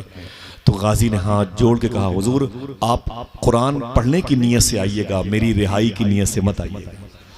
रऊफ उनकी गुलामी में अब अक्सर सोचता हूं मैं, कहीं वो ये न कह दें हम तुझे आज़ाद करते हैं। अल्लाह अकबर, अल्लाह अकबर। गाजी इल्मुद्दीन कहते हुजूर आप बिल्कुल पढ़ें, रोज पढ़ें, लेकिन मेरी रिहाई की नीयत से ना पढ़ें, कुरान को कुरान की नीयत से पढ़ें। गाजी इल्मुद्दीन जेल की काली कोठरी में उधर बैठ गया। इस तरफ जेल की काली कोठरी के बाहर पीर जमात अली मुसल्ला बिछा के बैठ गए और आपने सूरह यूसुफ की तिलावत फरमाई। तिलावत हो गई, फरमाया कल फिर आऊंगा। कहा कोई बात नहीं। जब पीर जमात अली वापस दूसरे दिन जब फिर पीर जमात अली मुहद्दिस लायलपुरी जब पहुंचे ना, तो गाजी इल्मुद्दीन फिर करीब आ गया। जैसे ही कुरान शरीफ की सूरह यूसुफ की तिलावत शुरू की, अभी 2-3 सफ़े पढ़े थे, अचानक कहीं धोखे से, गलती से जबर को जेर पढ़ दिया आपने। पीर जमात अली ने जबर को जेर पढ़ दिया। जैसे जबर को जेर पढ़ा, गाजी इल्मुद्दीन जेल में खड़ा हो गया। उसने कहा हुजूर माफ़ी चाहता हूँ, आप सैयद लोग हो, आपका एहतराम ज़रूरी है, लेकिन ये कुरान है, कुरान में तब्दीली की कोई गुंजाइश नहीं है। अभी अभी आपने ज़बर को ज़ेर पढ़ा, रिवर्स की गई, आयत दोहराई गई, तो यकीन हो गया पीर जमात अली को वाकई मैंने ज़बर को ज़ेर पढ़ दिया, मुझसे ये गलती कैसे हो गई। ये तो बात की बात है, तौबा किया और फिर रो के बोले, ऐ इल्मुद्दीन, मैं ये सोच करके तुझे सूरह यूसुफ सुनाने के लिए रोज़ाना आया करता कि तुझे कुरान पढ़ना नहीं आता। तू मुझ जैसे हाफिज कुरान को लुकमा दे रहा है, मुझ जैसे इंसान को तू लुकमा दे रहा है, तुझे कैसे पता चला? मैं तो ये सोच रहा था, मुझे पता चला तुझे कुरान पढ़ना नहीं आता। तब गाजी इल्मुद्दीन ने गर्दन झुकाई और रो के बोला, शाह साहब आपने कुरान मदरसे में पढ़ा है, मैंने कुरान इसी जेल की काली कोठरी में मदीने वाले आका से पढ़ा। अल्लाह अकबर। खड़े हो गए, मुसल्ला चटाई लपेट लिया पीर सैयद जमात अली ने और फरमाया, जिसको हुजूर ने कुरान पढ़ाया हो उसे मैं कुरान क्या सुना। वापस चले आए। गाजी की फांसी की तारीख आ गई, यकीन हो गया अब उसकी फांसी हो जाएगी। गालिबन दिसंबर का महीना था और फांसी की तारीख आ गई। सुबह के 5 बजे उसकी फांसी होने वाली थी गाजी इल्मुद्दीन की। अल्लाह अकबर। रात के 3 बजे जो जेलर था वो टॉर्च लेकर के गाजी इल्मुद्दीन के कैद खाने की तरफ गया। देखे मौत आने वाली है, लेकिन कैसी मौत है? मौत वो है कि करे जिसका जमाना अफसोस, यूं तो आए हैं सभी दुनिया में मरने के लिए। अल्लाह अकबर। टॉर्च लेके जैसे जेलर गाजी के कमरे के सामने आया ना, उसने टार्च रोशन की तो गाजी नजर ना आया, आवाज दी तो गाजी ने जवाब न दिया, टार्च की रोशनी को फैलाया कैनवस को, सूरत नजर ना आई। गाजी गाजी गाजी कहां है? गाजी का अता पता नहीं, बाहर से ताला बंद, गाजी गायब। चीख मार के रोया, सीटी बजाई तो पुलिस वाले आ गए, करीब के मुलजिमों पर बड़ी लाठियां बरसी। बताओ गाजी इल्मुद्दीन कहाँ चला गया? सब बोले मुझे क्या मालूम, जेल आपकी ने काली कोठरी में ताला बंद कर रखा है। पूरा हंगामा हो गया कि ब्रिटिश गवर्नमेंट का दौर है, सैकड़ों पुलिस वालों की जान चली जाएगी, इंटरनेशनल इशू बन गया है, उसकी फांसी होने वाली 2 घंटे बाकी हैं। गाजी जेल से कैसे गायब हो गया? अल्लाह अकबर। 1 घंटे तक पूरा अमला, पूरा ग्रुप, पूरा पुलिस डिपार्टमेंट उसे ढूंढता रहा, लेकिन गाजी न मिला। लेकिन जब 4 बजे तो जेलर कहता है मैं अपनी पेशानी को, अपनी खोपड़ी को उसकी काली कोठरी की लोहे की छड़ दीवारों पर मार रहा था। मैंने कहा गाजी तू कहाँ चला गया? तेरी वजह से मेरी नौकरी चली जाएगी, मेरे बच्चे भूखे मर जाएंगे, तू कहाँ चला गया? अचानक वो जेलर कहता है मैंने देखा कि गाजी इल्मुद्दीन अपने उसी जेल की काली कोठरी में मुसल्ले पर बैठ के हुजूर की नात पढ़ रहा है। सुभान अल्लाह, सुभान अल्लाह, बहुत अच्छा। हुजूर पर दुरूद पढ़ रहा है। मैंने टार्च रोशन किया, देखा सामने गाजी। फरमाया क्या बात है? मैंने कहा जल्दी मेरे पास आओ। तो गाजी अंदर आया, लोहे की छड़ के पास, जिंदा के उस बॉर्डर के पास, कैद खाने के बॉर्डर के पास। तो जेलर ने रो के कहा गाजी सही बताना, तुझे उस नबी की अजमत का वास्ता जिसके नाम पे तुम जान देने वाले हो, तुम 1 घंटे के लिए कहाँ गए थे? बाहर से ताला बंद, तुम कहाँ गए थे? तो गाजी बोला देखना कितने लोग सुभान अल्लाह कहते हैं, मियाँ हुजूर के नारे इनकी बरकतें, सही बताना तुम कहाँ गए थे? तो गाजी रो के बोला मदीने गया था। क्या बात है, सुभान अल्लाह। अच्छा हाथों को उठा के बताओ कोई जा सकता है कि नहीं? हुजूर चाहे तो जा सकता है कि नहीं? बेशक। अल्लाह अकबर, अल्लाह जा सकता है कि नहीं? माशाअल्लाह। बोले मैं मदीने गया था। बोले तुम मदीने गए थे? अल्लाह अकबर, अल्लाह अकबर। तड़प गया वो शख्स, तड़प गया। वो मदीने वाले आका है सुभान अल्लाह, जिनके बारे में शायर ने शेर कहा एक पर्दे दयार है, एक साया दयार, मिट्टी भी खूब पाई है हमने कफन के साथ, जिस जा बदन से रूह निकल कर न जा सके, मेरा नबी वहां भी गया है बदन के साथ। क्या बात है, बेशक। ये अथॉरिटी मेरे आका को, तसर्रुफात के मालिक है, मुख्तार है, इतना स्टेमिना मेरे आका को अल्लाह ने अता फरमाया है। जरा मोहब्बत से गौस पाक के शहजादे के मौजूदगी में हाथों को उठा के बोल दें या रसूल अल्लाह, सुभान अल्लाह। बस ये आखिरी जुमले हैं। गाजी इल्मुद्दीन बोला कि मैं मदीने गया था। जेलर ने कहा फिर? तो कहता है मैं मदीने गया तो सिद्दीक़ उमर बैठे हुए थे, उस्मान व अली बैठे हुए थे, हुजूर तशरीफ फरमाते। हुजूर ने फरमाया मौला अली सरकार से, अली इल्मुद्दीन आ गया? तो मौला अली फरमाते जी हुजूर वो बैठा हुआ है। तो मेरे आका फरमाते अली पूछो इल्मुद्दीन से इसे डर तो नहीं लग रहा, इसकी फांसी होने वाली है। तो मौला अली फरमाते डर लग रहा है?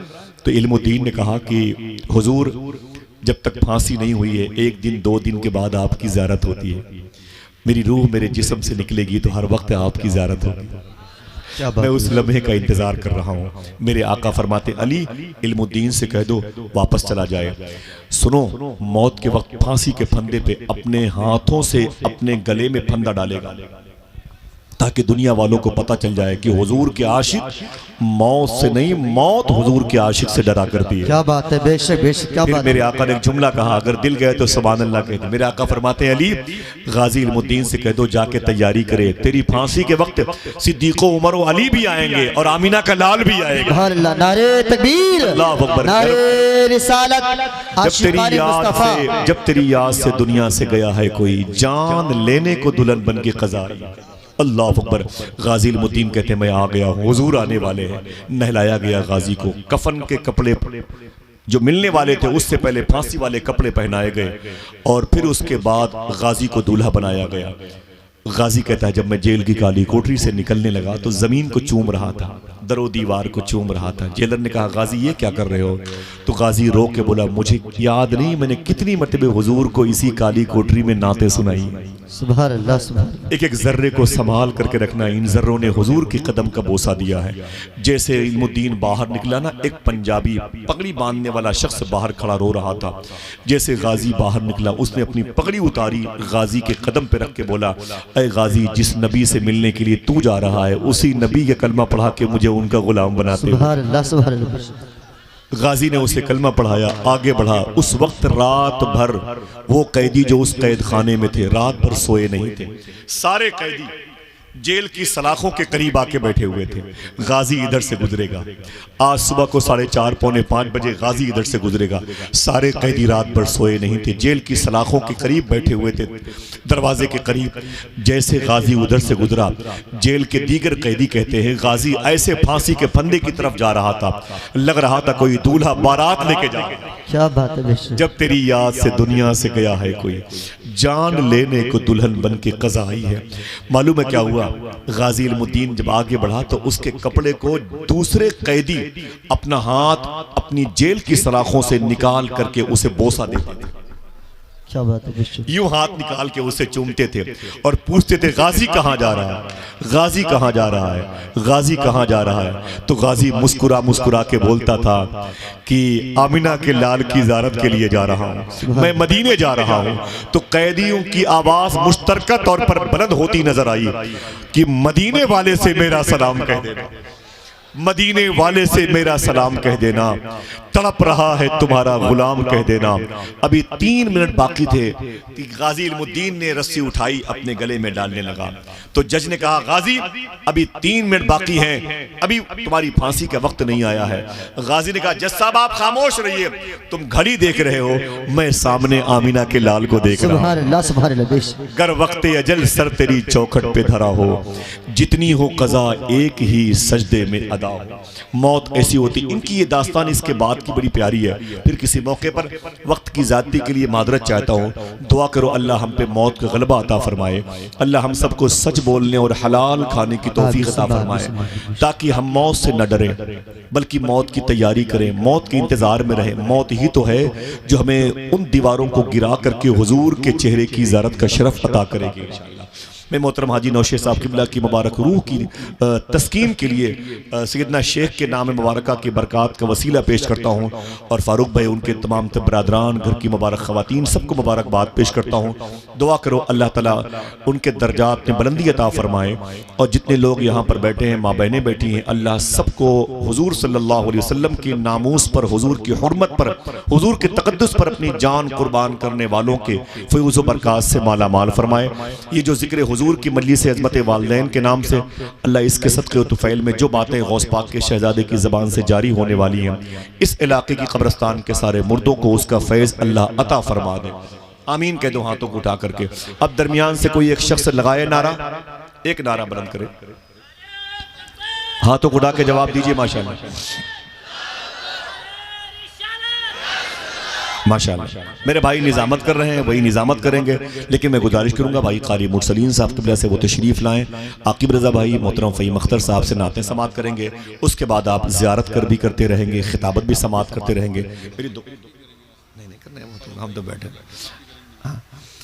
अब बताएं, मैं गुजारिश करूंगा क़ारी मुरसलीन भाई से, और ये भी दुआ करता हूँ आज इससे पहले इसके बाद जो बातें शरा के ख़िलाफ़ मेरी ज़बान से निकली है, मैं जिलानी खुल्लहू की मौजूदगी में तौबा करता हूँ। अस्तग़फ़िरुल्लाह कुल्ल ज़ुनूबी या सत्तारो या गफ़्फ़ार बिहक़्क़ हज़रत मोहम्मद मुस्तफ़ा सल्लल्लाहु तआला अलैहि वसल्लम व बिहक़्क़ सैयदना शेख अब्दुल क़ादिर जिलानी।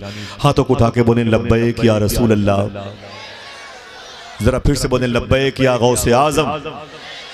अल्लाह सबको इन सादात किराम के तवस्सुल से बारगाह सैयदना शेख की हाज़िरी की तौफ़ीक़ अता फ़रमाए। इजाज़त दे। अस्सलामु अलैकुम।